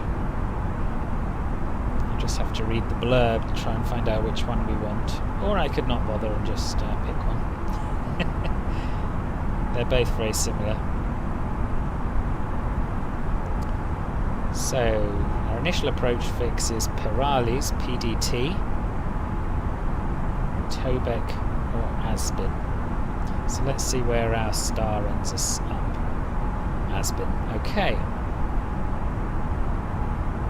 So that's true for both of those.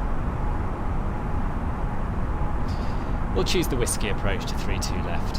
And if ATC comes online in the interim and tells us something different, that's not a problem.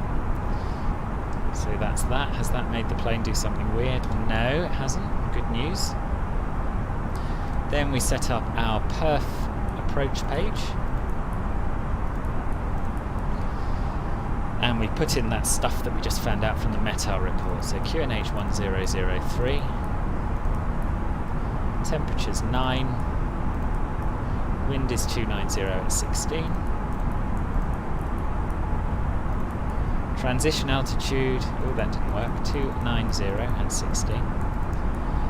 Transition altitude here would be given to us by air traffic control, but seeing as they haven't, what I tend to do is look at a departure chart for the airport, get the transition altitude from that, which is 13,000 feet, and add 1,000 to it. So we're going to be using 14,000, flight level 140.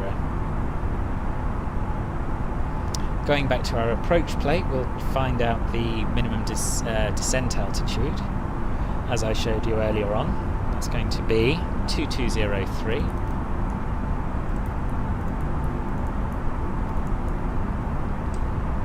We'll set our auto brake to low. We'll double check that the ILS frequency has been programmed into the RadNav page, and it has. And that's our arrival pretty much set up. So we'll take back control from the co-pilot, and I'll catch up with what I you've have been control. saying. You have control.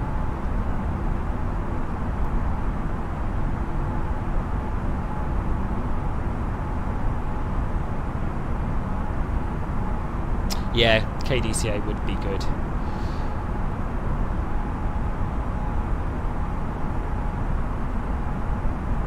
Oh, thank you, Kaffel. Appreciate that. Puya, hello. Hello from Tehran. Nice to have you here. Welcome. Hello, Mulaga. Hi. I should save my fly. It never reloads them properly, so I don't bother. Battery butter coming soon. Maybe. We'll see. Are you on autopilot? I'm on autopilot. Yes, I am.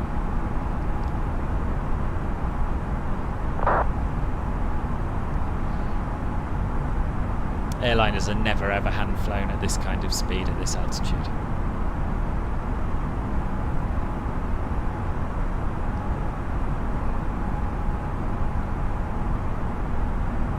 Go India. I would like to go to India, but there's no very well. In fact, there's one very good add-on airport for India, which is Hyderabad.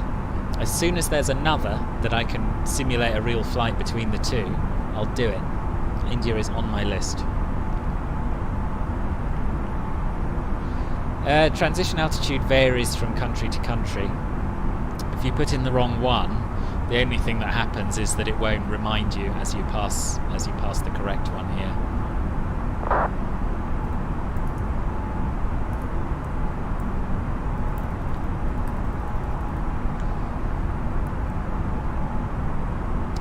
So, I said I was going to show you the arrival chart, didn't I? And I will.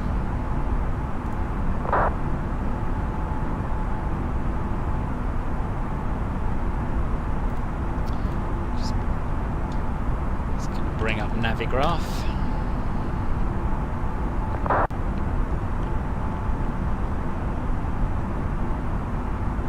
Okay.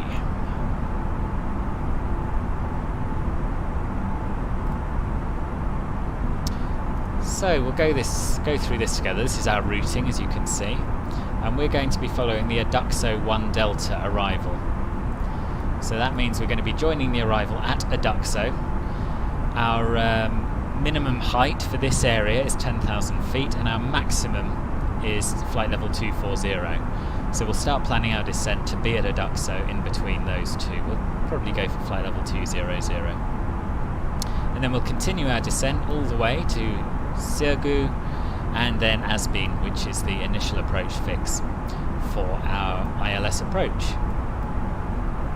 which I haven't, unfortunately, yet put down here. So approach, I said we're going to do the ILS to runway 32 right, didn't I? 32 left, correction. 32 left. we're going to do the ILS Whiskey. So as you saw on the other chart, Asbin was our initial approach fix. We're then going to continue west to Perales VOR, and then make a right turn to join the localizer and glide slope at 4,000 feet. So, pretty straightforward, nothing too complicated about that.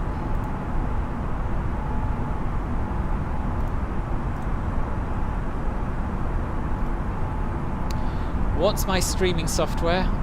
It is Streamlabs OBS.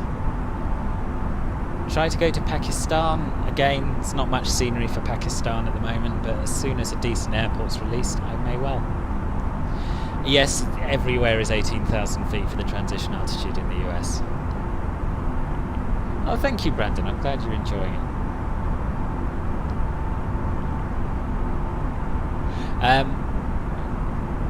We don't have scenery for Boston, do we? I only fly between places that have add-on scenery, not... because I'm a bit precious like that. But when Boston's released, if there's a San Juan add-on, then I'll do that. Otherwise, yes, I've got Miami, so that might be doable. Sublime Cleaning Services, hello. Welcome to the stream. And thank you for the sub, Magic Beans, appreciate it. Seems my alert box is not working. Normally I get a little ding when someone subscribes, but not today. Don't know why. Oh, no worries, Sugar. No worries. Is Boston handcrafted? No, I may have just missed that. Hello, Andy. Welcome to the stream. Hello, Imran. Djibouti doesn't have any add-on scenery, so I won't be going there until it does.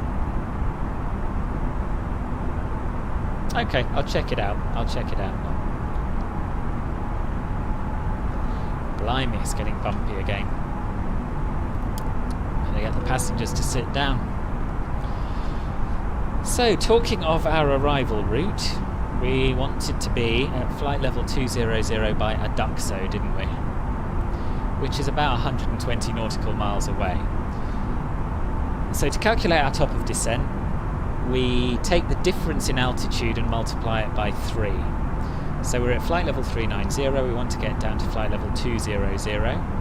So that is 19,000 feet to lose. Multiply that by 3 and you have 57. So when this Aduxo waypoint is around about where this Nexus waypoint is, we'll start our descent.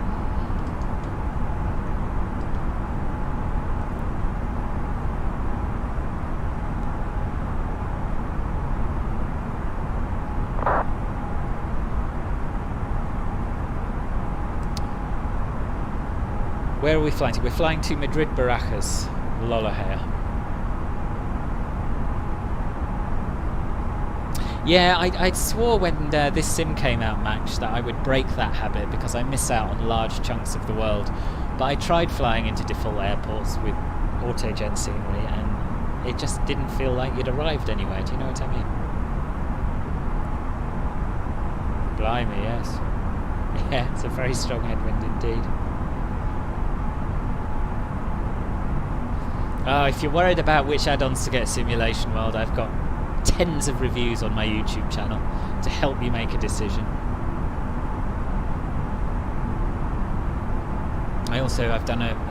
Today I've been working on my second episode of Freeware Focus, which sort of showcases the best freeware airports I've found. So, although I've just realised I probably shot it all in 480p and I'll have to start again. That's a very depressing thought, isn't it? Oh well.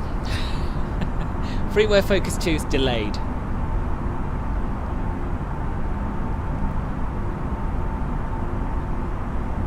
That's okay, Brandon, not a problem.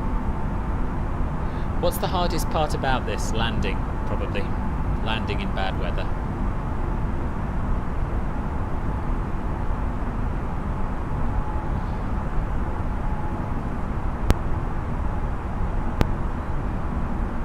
Be back in a couple of minutes.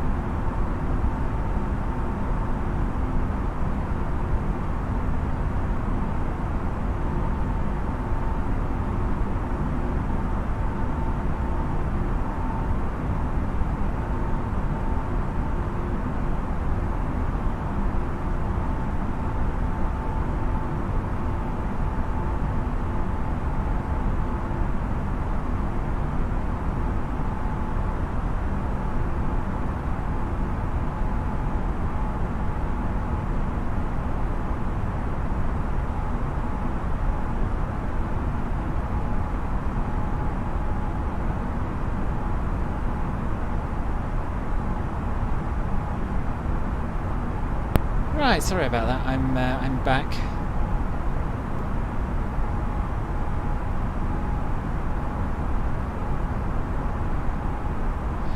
What have I missed? Marcus, yes, that's correct. 3 multiply by 3 and then add 10 if you're going below 10,000 feet and need to reduce your speed as well. Otherwise, you don't have to add the 10.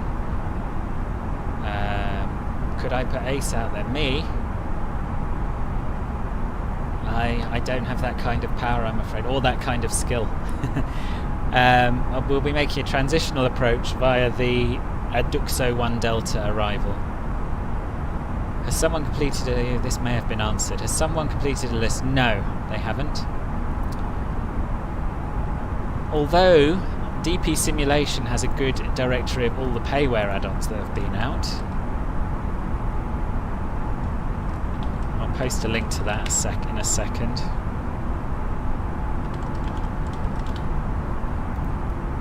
Just keep an eye of where we are. I've still got a little bit to play with.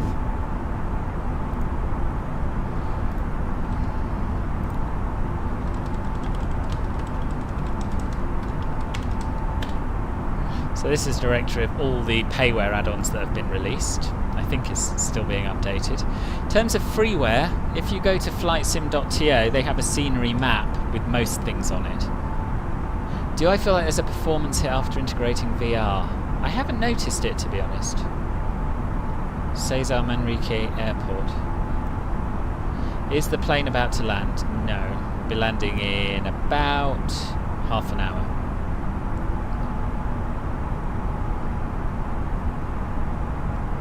No, the fly-by-wire A320NX doesn't yet calculate top of descent, sadly. Magic means yes, I'm in the A320. This is with the A32NX add-on, so that could be why it looks a bit different.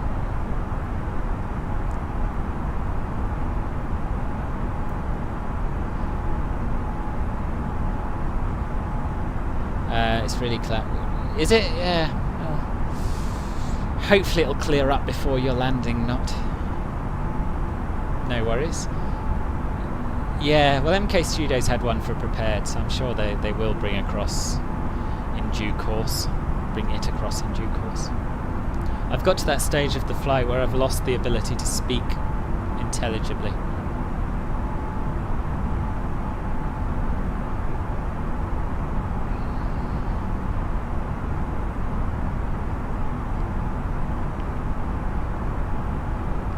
Yeah, that's true, Caffel. Yeah, that FSLE is my sort of go-to news site.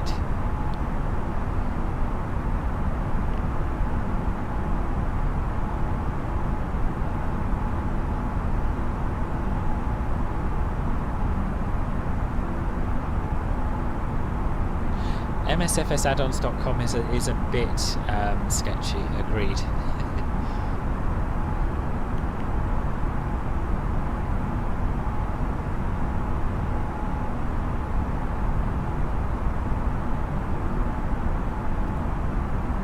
I've just realised I posted a link specifically to the Jomo Kenyatta add-on. I didn't mean to do that. I'll try and find a more generic link.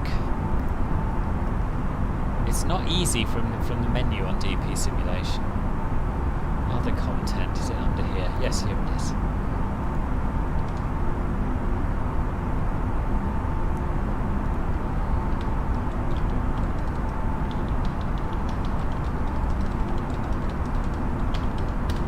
That's the link I was supposed to paste. Yeah, Max, it's always worth... yes, Flight Temper aren't the quickest, but it's always worth the wait with them.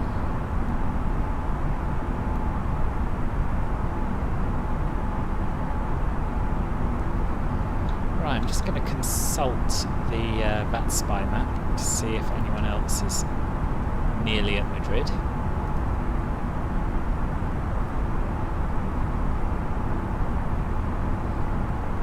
So there are two aircraft that might possibly conflict with us. One is Iberia 5522. And the other... oh no, that's an outbound. So yeah, there's another aircraft that might be landing at roughly the same time.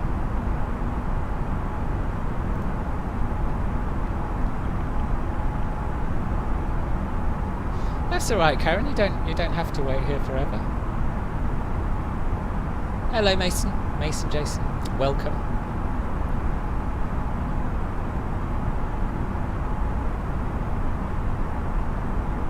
Oh, really? I didn't know that. No, I didn't know that at all.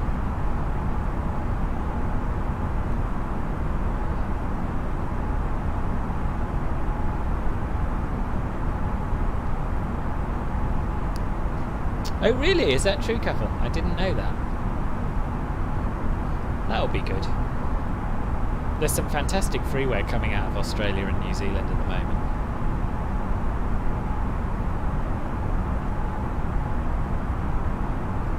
Yeah, I know what you mean, trading pilot. I know what you mean.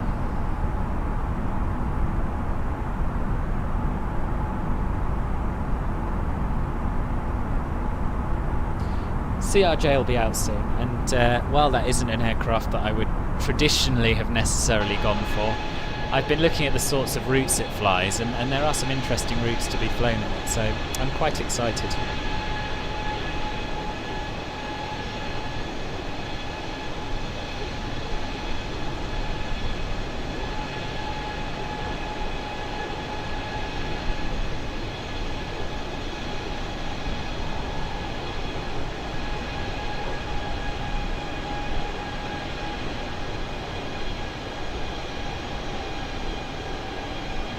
Could I make a video on how to read charts?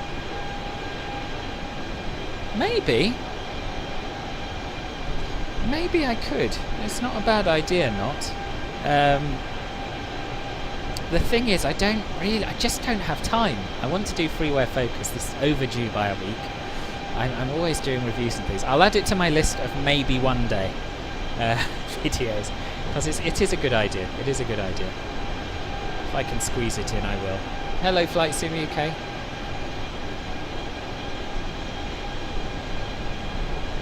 Yes, that is a new feature. You're right. Yeah, this brake low.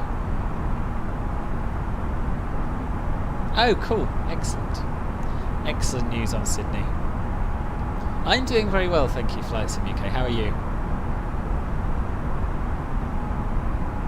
So we're about 60 miles out from Aduxo. So let's start our descent to flight level 200 now.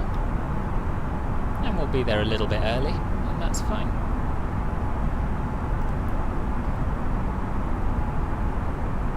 I'm conscious I have an ultra-wide monitor and you might not have seen that, so I just dialed the altitude back to flight level 200 and chose engage selected altitude mode to start our descent. And then I just hit the Z key with my clumsy thumbs and accidentally disengaged the autopilot. Never mind. So the airport's about 2,000 feet above sea level. I can tell you the actual altitude of the runway threshold in a sec. Yeah, the runway threshold is at 1,933 feet.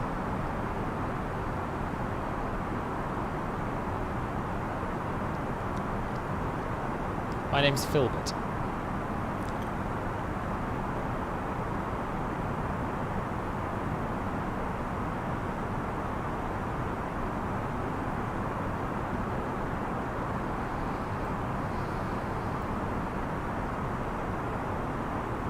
So we are descending at an unnecessarily fast rate of descent, and that's probably because of our headwind. We've got a 104 knot headwind, so we can descend quite rapidly. But if we don't want to, and I don't want to really, we can change it over here with the vertical speed setting. So let's descend at 2,500 feet a minute. That's more sensible.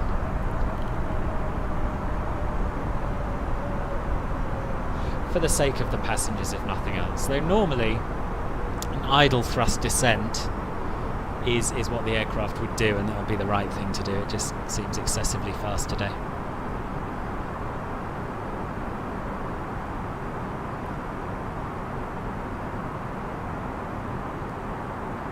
Oh, you're very welcome, Flight Sim UK. I feel like a bit of a charlatan, to be honest, because I've only been at it 3 months myself, but I'm glad you've been inspired.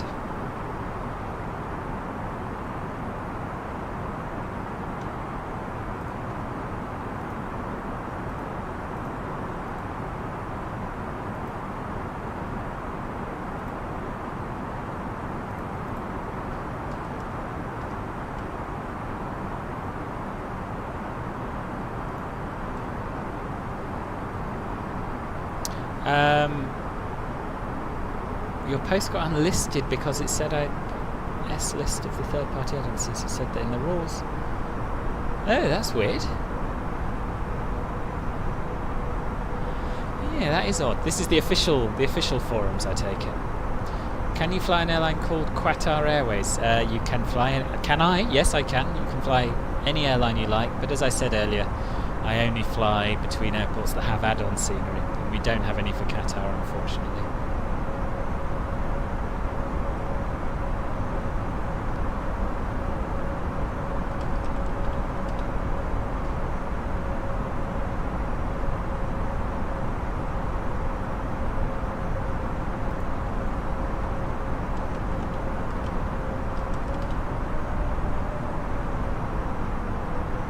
No, I've never used GBAS, Edgar X Empire. No. I know, Keffel. I know it's coming round fast. 2,000 subscribers. It's very exciting.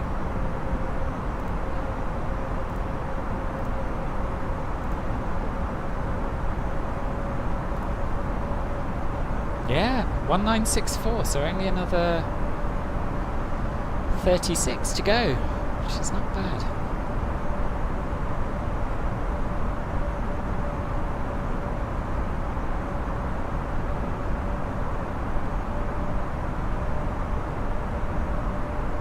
It's yeah, that must have been a nice flight. I can't wait for the Quality Wing 787, assuming they bring that across. It'll be very good.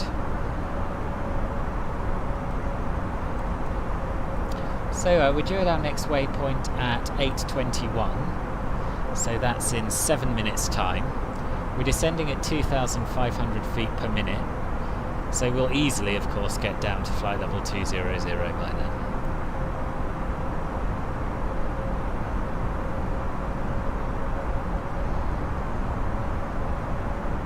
All of my flights are special flights, Stuka. Oh, thank you, Anwar. Thank you for the sub.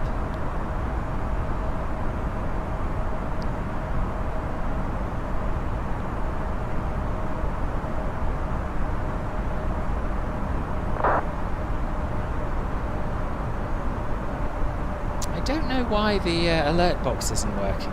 Should be a little ding that comes up when someone subscribes, but it's not working today. One of the many things I'll have to look at fixing after this stream.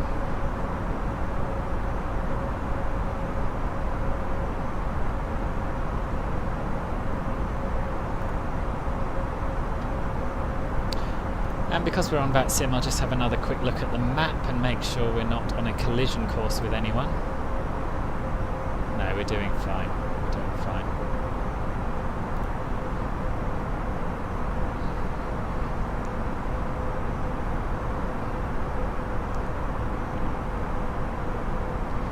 In fact, we may as well keep this descent going.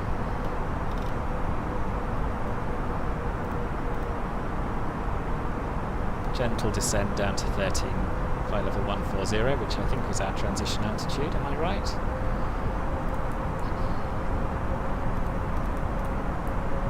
Yes.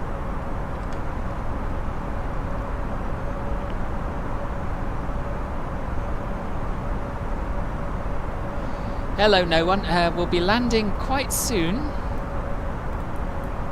So 8:35 UTC. So in about 20 minutes time, something like that.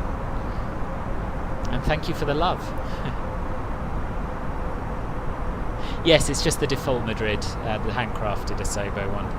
I can't remember off the top of my head which version of the sim that's in. Yeah, that I could probably manage. 2,000 a barrel roll. Hello, I Like Aviation. Welcome to the stream. I'm not too sure, to be honest, the happy guy. I'm not sure. Yeah, sorry, I'm not an expert on hardware. Cabin crew, prepare for arrival. So, about 20 minutes to landing. We'll turn on... Oh, the seatbelt sign's already on, of course, because of the turbulence, so that's alright.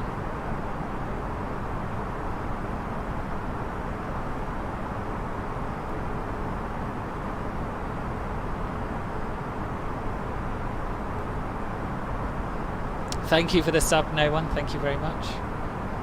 And hello, XT Flight Simulator. Welcome back.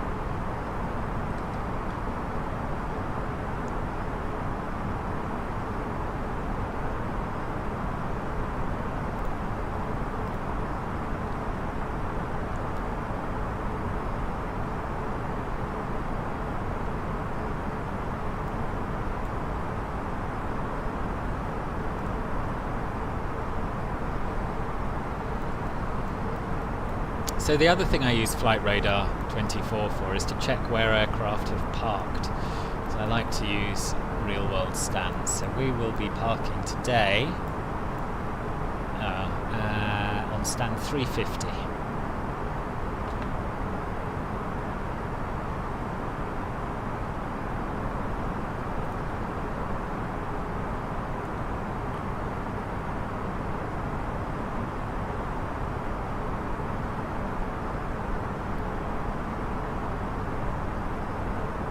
How many subs did I have when I started out a few months ago? Well, 0. I started from absolutely nothing. This was all brand new when Flight Sim came out in August.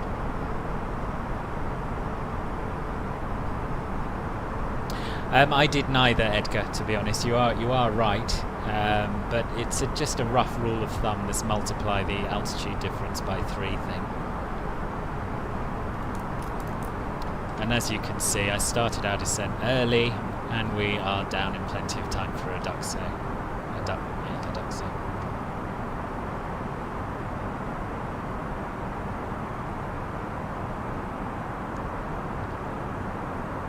Oh, nice. Where are you flying from, XT? Ah, good. I'll see you over there after the flight, Nod. Hello, Airplane Man 79. Welcome to the stream. So we'll reduce the range on our nav display.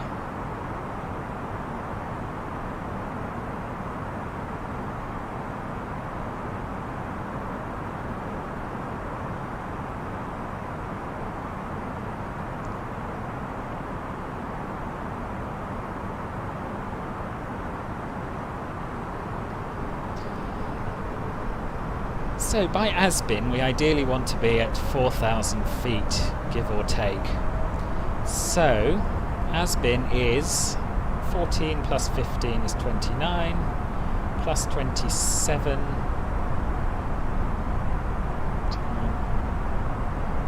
56 miles away. So to get down to 4,000 feet, we've got 10,000 feet to lose. So we want to start down 30, 40 miles away. So that's alright. So after a duxo, we'll just start a gentle descent down to about 4,000 feet. Hang on, I'm talking absolute rubbish. We've got much further than that, haven't we? Yeah, no, that's about right. So, basically, when Asbin is 40 nautical miles away, we'll continue our descent down to 4,000. That's what I meant. Going through the cloud. Yes, we will be shortly. Sorry, I've stopped my descent just on top of them. But yes, before long we'll be going through the clouds. Good morning, John. Welcome to the stream. Yeah, my clouds do odd things once in a while. I have no idea why. Same reason they're sometimes pixelated and sometimes perfectly smooth. Oh, right, a nice long transatlantic for you, AXT. Awesome. Now, you'll notice, because we're in managed speed mode, that the aircraft has started our deceleration to 250 knots, which is helpful. It's not in the flight plan, it's not in the chart, but that's fine. And it should mean that we have a nice smooth descent without it busting the speed as this aircraft sometimes does. What controller am I using? I'm using a Thrustmaster T16000M flight control stick.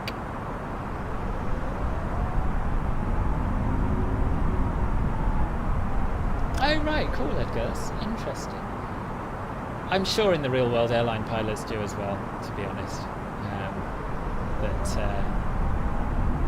Yeah, I'm just using it as a rule of thumb. Do I have Discord? Yes, there's a link in the YouTube description. Indeed, Jason. Yeah, the clouds do look good, other than the odd little bit of flickering. But sometimes they go grainy for no apparent reason. So it's not just you, Travis. It happens here as well. So you'll notice that the airspeed bug is going up and down, and I don't know why that is. It's a bug in the aircraft. So we'll just reduce our speed to 250 knots using selected airspeed mode.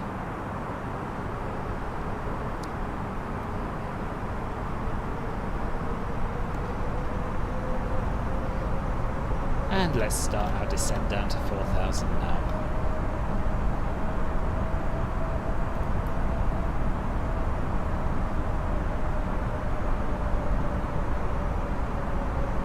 I should turn what up?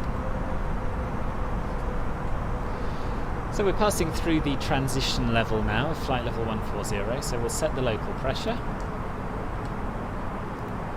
Approach checklist. Briefing. And I pressed the wrong button. What I meant to do is this. 1000 set. 1000 set. Passing 13,000.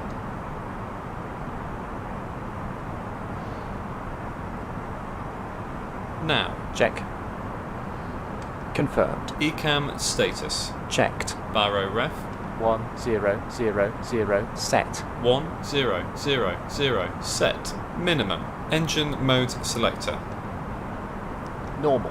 Approach checklist complete. So you'll notice that we changed from QNH of 1000 to a QNH of 1003. And I did that because I pressed the B key to check local pressure because I noticed it was a little bit lower than the real world. And indeed, now we are within range of Madrid. It has got the correct pressure in the live weather, so that's good. Thanks, Keffel.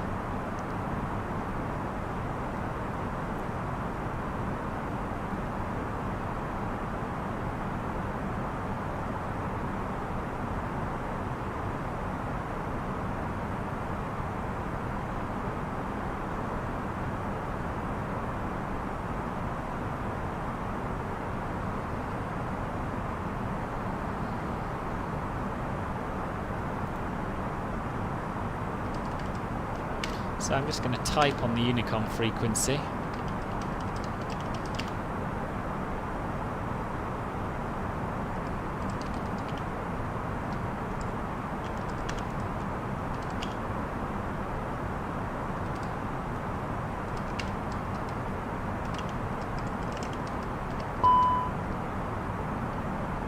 And we've got more severe ice detected, so we'll put our wing anti-ice on.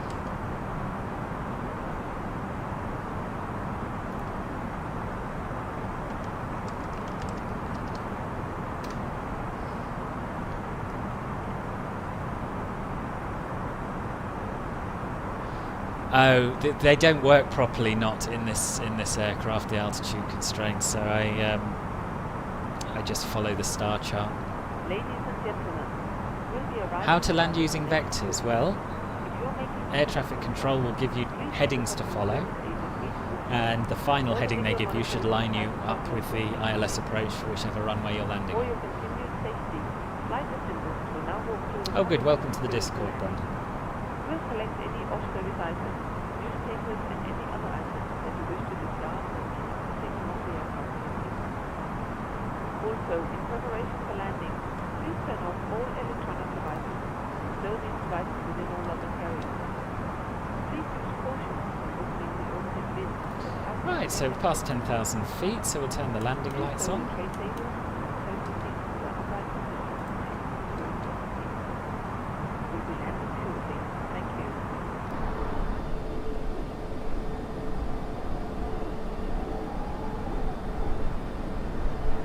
You can use a joystick as long as it's got a twist axis, Andy. I use a twist axis for my rudder because I don't have pedals. Yeah, we'll be landing pretty soon. Hello, Kieran's Aviation. Welcome to the stream.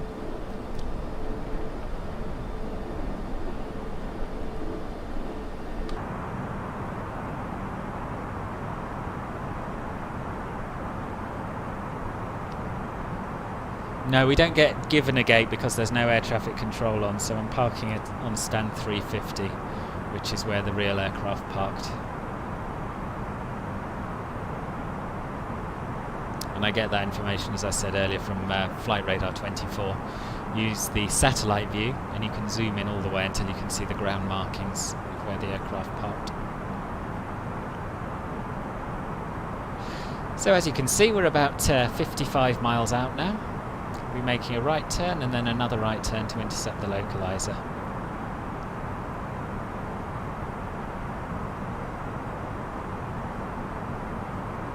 And I'm going to stop my descent at 6,000 feet. Because I didn't read the chart properly. Basically.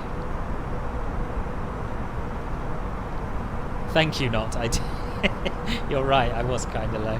Mind you, an air traffic controller in Madrid yesterday cleared me to 7,000 from the north, which was not safe at all.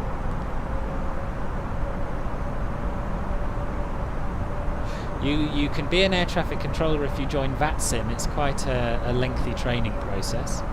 But within the game, no, there's no sort of inbuilt air traffic control simulation.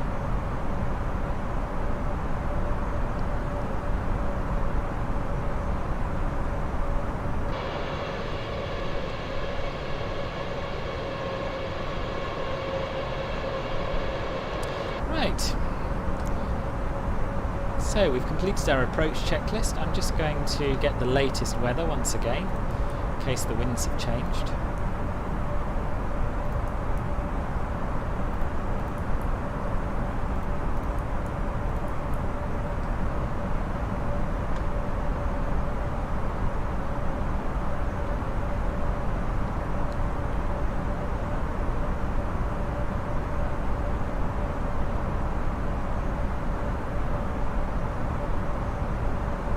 I'll set the flaps just before I intercept the localizer.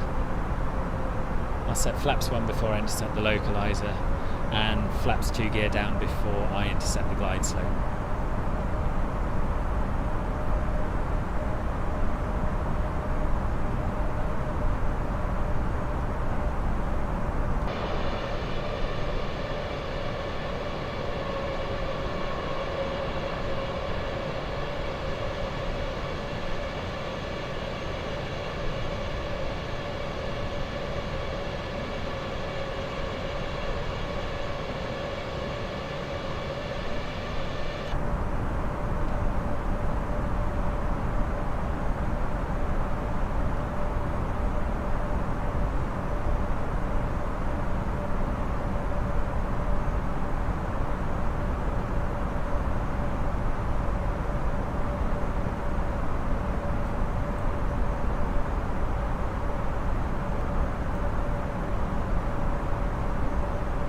So the only other inbound aircraft is Iberia 5522. Now he seems to be going for an approach on one of the northerly runways heading to the south. Checked. Which is unusual, but anyway, it won't affect us.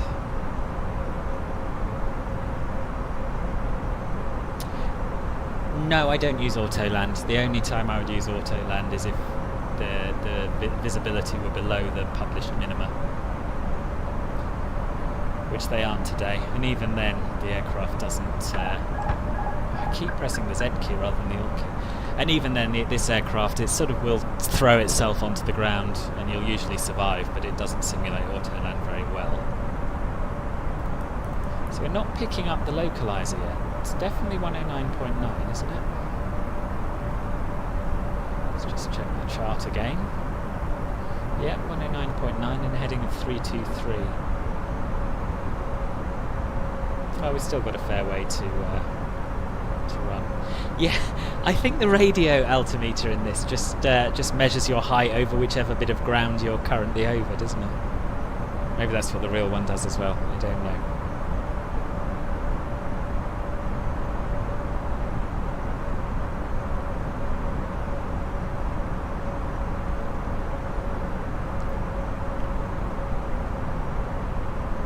How do you check the planes? How do you keep the plane straight when landing? Well, with the ailerons and the rudder and the elevator and quite a lot of practice. I tend to check the charts. The charts will tell you what the go-around altitude is. So in our case today, the missed approach procedure is to climb on runway heading, turn left to intercept and follow blah blah blah at or above 3,000, and then climb to 5,000. So in the real aircraft that would be drawn in pink down here, but that's not yet simulated.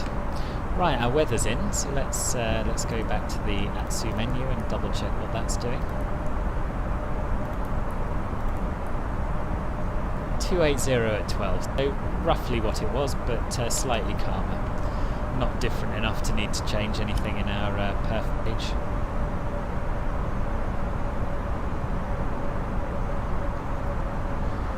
We're at 6,000 feet at the moment, Lewis.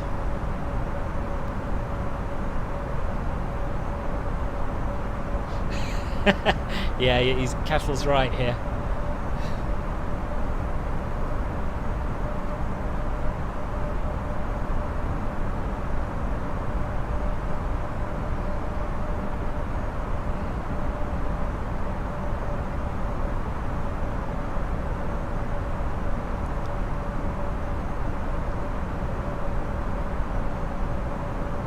Well, we're definitely below the cloud layer and we shouldn't have anything below us now in the way of weather, so we'll turn the anti-ice off.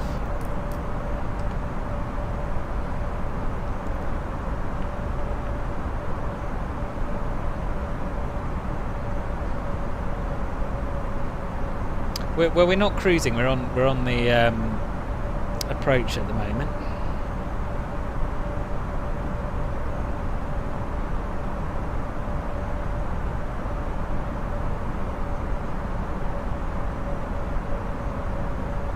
So after Asbin we can descend to 5,000 and then we can go down to 4,000 after PDT.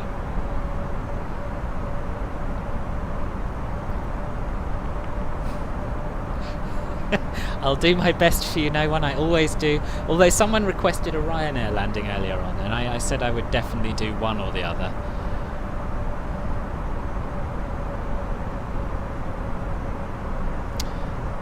So, if we go back to our perf page, we are now in approach mode, so if we give it back control of the airspeed by choosing managed airspeed mode, it should slow us down to our green dot speed, and after that we can extend flaps 1.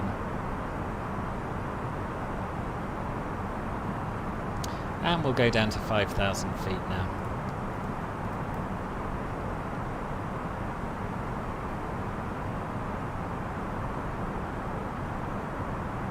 Yes, so we're picking up the ILS signal now. Thank you, Avnish. Thank you very much. Oh, we've got a tower controller. Excellent. Right at the last minute.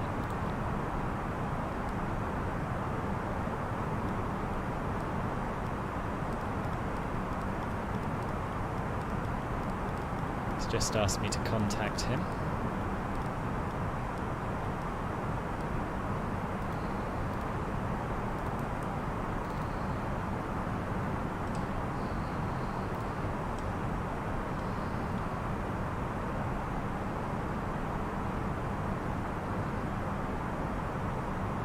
Barajas Tower, good afternoon. Vueling 45 Kilo Juliet, descending 5,000 feet, inbound Papa Delta Tango.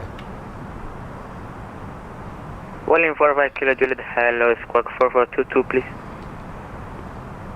Squawk 4422 for Vueling 45 Kilo Juliet. Vueling 45 Kilo Juliet, confirm arrival runway. We're planning 32 left, Vueling 45 Kilo Juliet. Vueling 45 Kilo Juliet, copy that. Continue approach, call established, runway 32 left. Continue approach, runway 32 left, Vueling 45 Kilo Juliet. Right, flaps 1 now. Speed checked. Flaps 1.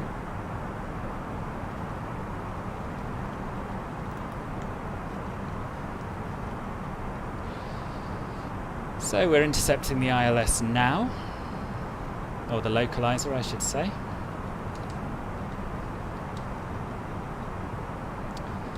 Just get my headset adjusted.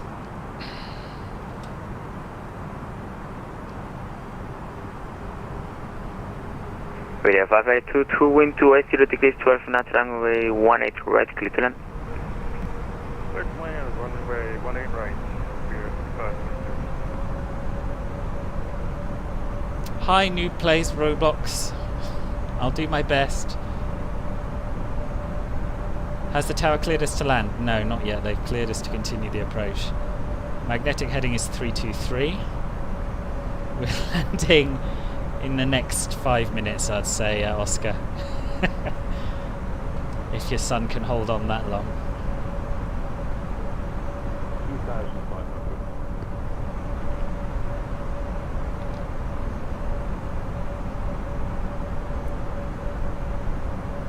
It's nice to have a bit of air traffic control at the last minute.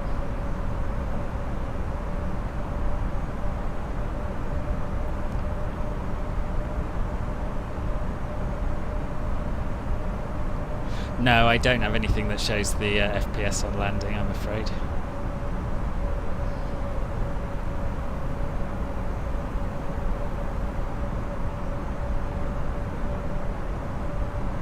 And because we're quite high and we have quite a long approach, I'm not going to extend the second stage of flaps just yet.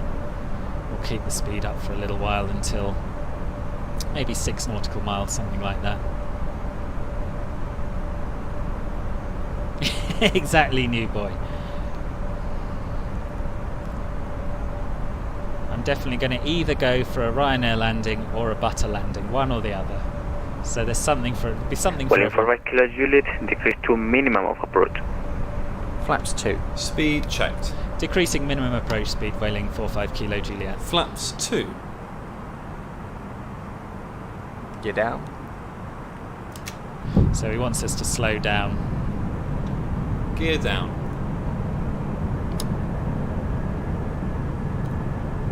And we'll do that by extending flaps, extending gear.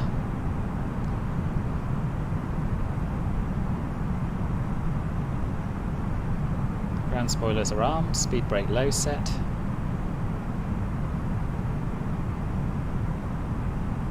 It's interesting, because there's no one in front of us, I would have assumed he'd want me fast, but no. 2,500. Checked. The ATC is a real person, it's on VATSIM. And I'm going to have to ignore the chat quite shortly. Nothing personal, I just have to concentrate for the landing. Flaps 3. Speed checked. Flaps 3.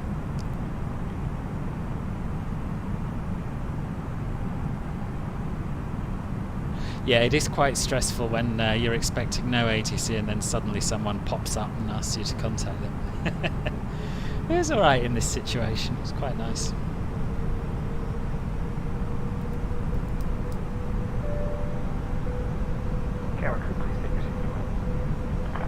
Flaps full. Speed checked. Flaps full. Eurowings 8 Echo Bravo, monitor Unicom. Cabin crew, be thanks for seated for yourself, landing. and I wish you the best for the next year. Bye bye.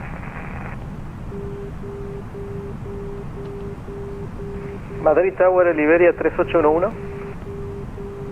Iberia 3811, adelante. Buenas tardes. Tiene la misma frecuencia que Alicante, con lo cual se cruzan las conversaciones. Landing. Ya me doy Cabin cuenta, crew. enseguida lo compro. Auto thrust. Speed. Auto brake. Low. ECAM memo. Landing no blue. Landing Vueling checklist. 45 Kilo Juliet, wind 280 degrees 12 knots, runway 32 left, clear to land. Runway 32 left, clear to land, Vueling 45 Kilo Juliet. Excuse me.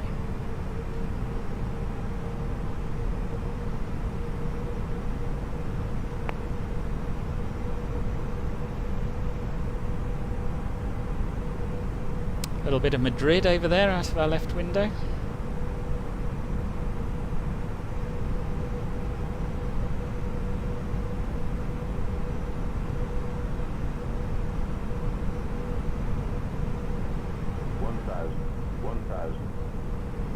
Checked.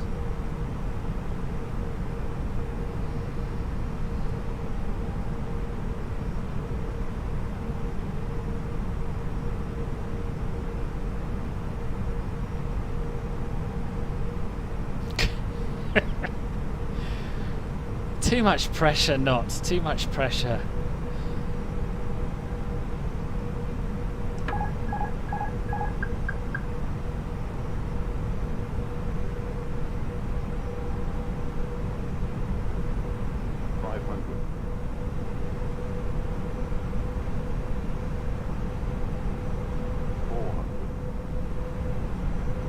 Iberia 5522, welcome to Madrid, taxi to stand 346 via Zulu Whiskey, Whiskey to the south and Delta. Minimum Continue. 200.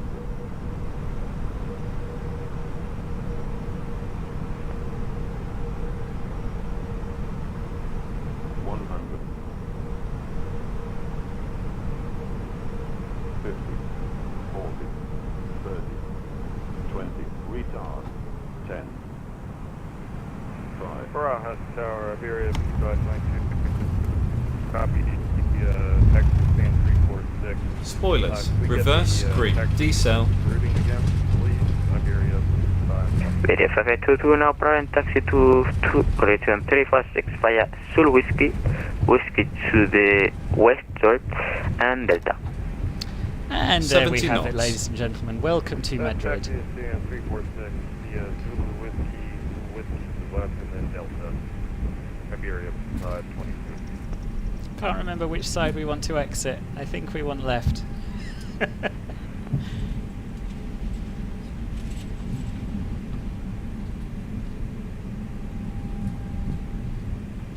There we are. That was Madrid, butters. Iberia 3811. Iberia 3811, adelante. Ladies and gentlemen, Madrid, preveo llegada a Duxo 1 Juliet para la 32 derecha, pero lo que usted me diga. and the aircraft is parked safely. This would be your indication. Thank Iberia you. 3811, ten configuración no. We'd like to thank Disculpe. you for flying with us today. We appreciate your Iberia 3811 sin ningún problema puede ir a 32 si quiere, si lo requiere. Como usted me diga. Right, now we will vi await some aterrizar taxi en instructions. configuración sur y configuración norte, por eso le And preguntaba. I'll consult my Iberia charts to see 3811. if I've landed, taxied off on the right side. I haven't Iberia really. 3811, ¿puede repetir? No, I have on the right side, but I shouldn't have turned Lo back que on usted me myself. ordene, ¿puedo ir por configuración norte a la 18 o por sur a la 32? Lo que usted me diga. Iberia 3811, actualmente configuración norte, puede utilizar por la 32 si quiere, si lo ve más cómodo. O por cualquiera de las 32. Vale, 32 derecha entonces, por el Aduxo 1 Juliet, la llegada. Iberia 3811. Copiado. Iberia break, Vueling 45 Kilo Juliet, welcome to Madrid. Taxi to stand 332 via Mike to the north, Juliet and Delta. Confirm stand 332, Vueling 45 Kilo Juliet. Vueling 45 Kilo Juliet, FM. Stand 332 via Mike to the north, Juliet and Delta for Vueling 45 Kilo Juliet. Thank you. Mike to the north. Where's Mike? This is where I wish there was no ATC, because I have to actually read the taxi charts and it's not that easy. So we're going to turn right and right again. That'll be Mike heading north, I believe. There is no ground on. Thank you for all of your kind words. Of course, the downside of air traffic control being on and being on VATSIM is that I have to continue to concentrate, but I'll talk to you all properly and I will bask in your praise once we get to the gate.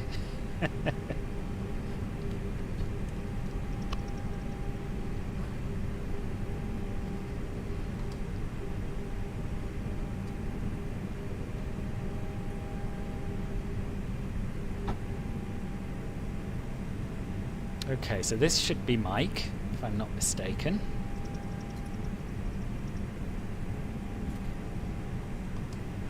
And back to the chart.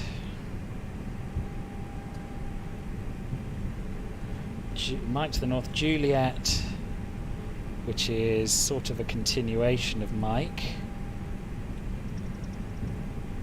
And then Delta, which I can't see.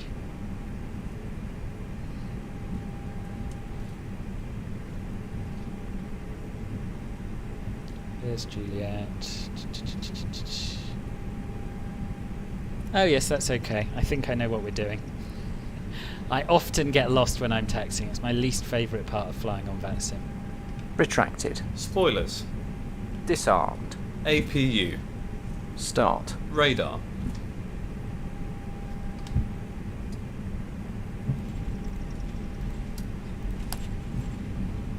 Off. Predictive wind shear system. Off. After landing checklist complete.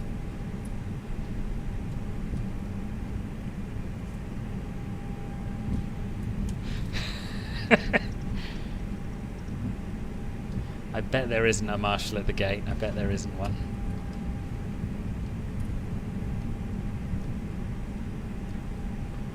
Okay, Juliet will take us round to the left shortly.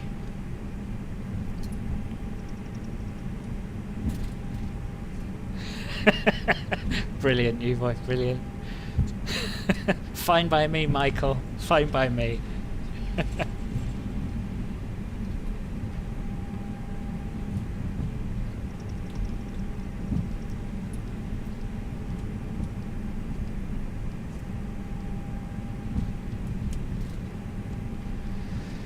So, do these signs say Juliet?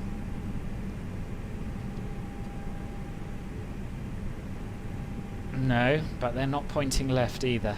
I'm fairly confident this is Juliet.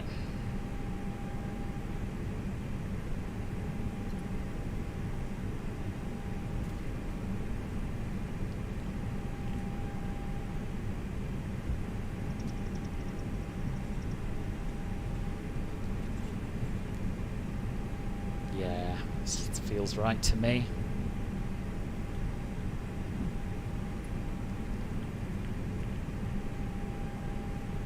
I didn't get lost, Marcus, actually. I nearly got lost. Did you see my I think you were there for my last stream from Copenhagen. I got lost then. Yeah, traffic control was not impressed, but so far, touch wood, I'm doing okay.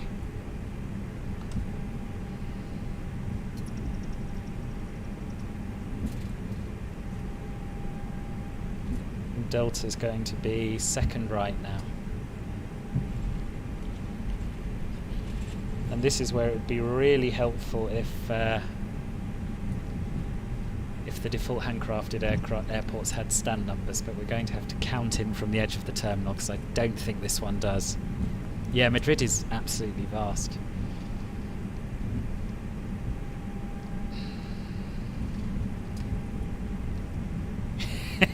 I don't want to see myself try not to get lost at Atlanta Airport now.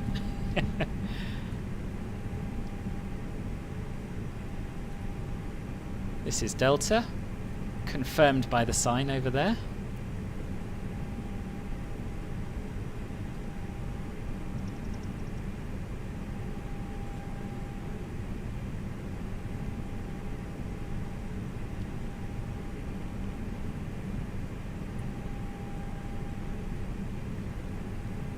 Right, so that's the hard bit out of the way, or the first hard bit. 332 should be the second one in from the other end of this terminal.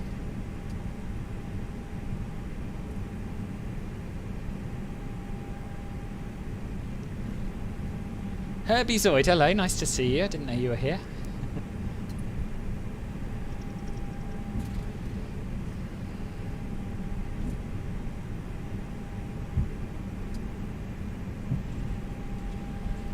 So as you can see, a beautifully modelled airport, but no stand numbers on the ground at all.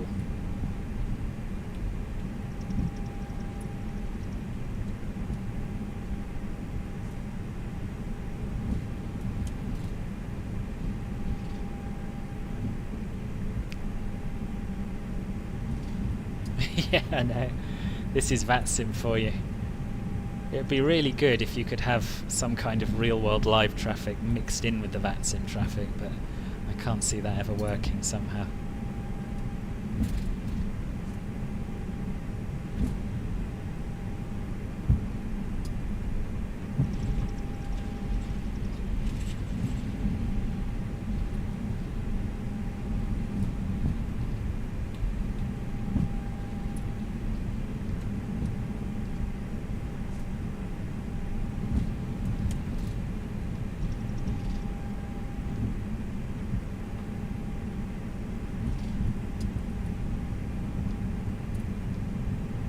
Okay, so second one in, I said, didn't I? Taxi light off. Taxi light off to avoid dazzling the non-existent marshaller.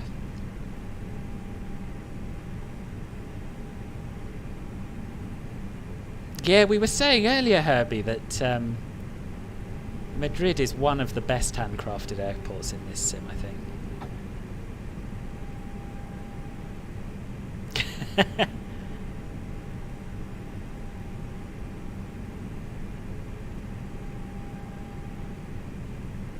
Right, what we'll do, we'll park up. I'll say thank you to the controller because he's been very helpful.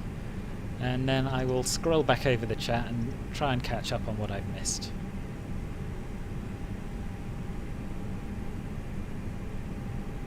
Yeah, no marshaller, unfortunately.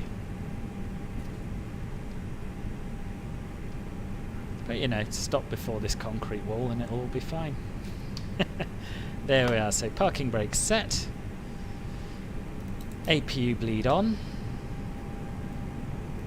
Engines off. Seatbelt sign off. Beacon light off, and now this pops up. I want to turn that off, but I don't know how. And fuel pumps off. We'll do the parking checklist.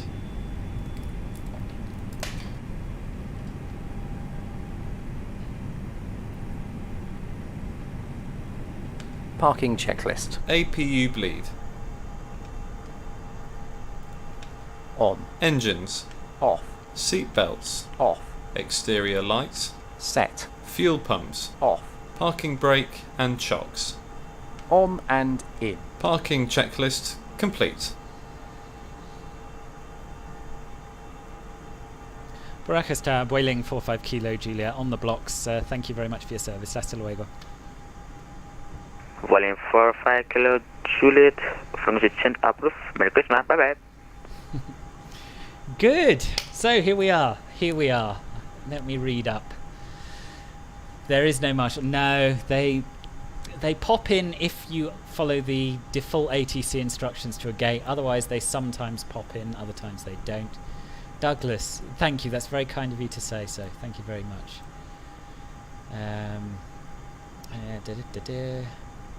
Oh yes, Atlanta. Yeah, we won't go down that road again. Is that voice attack? No, this is VATSIM. I don't really know what voice attack is, to be honest. Not you were flying next to Florida. Very nice. Very nice. Probably warmer than here, I'd imagine. 10,000 out of 10,000, Brendan. Thank you. Can't bet better than that. It's very kind of you. Number plays Roblox for the great landing. You're going to subscribe. Thank you. Welcome to the channel. Llewellyn, thank you.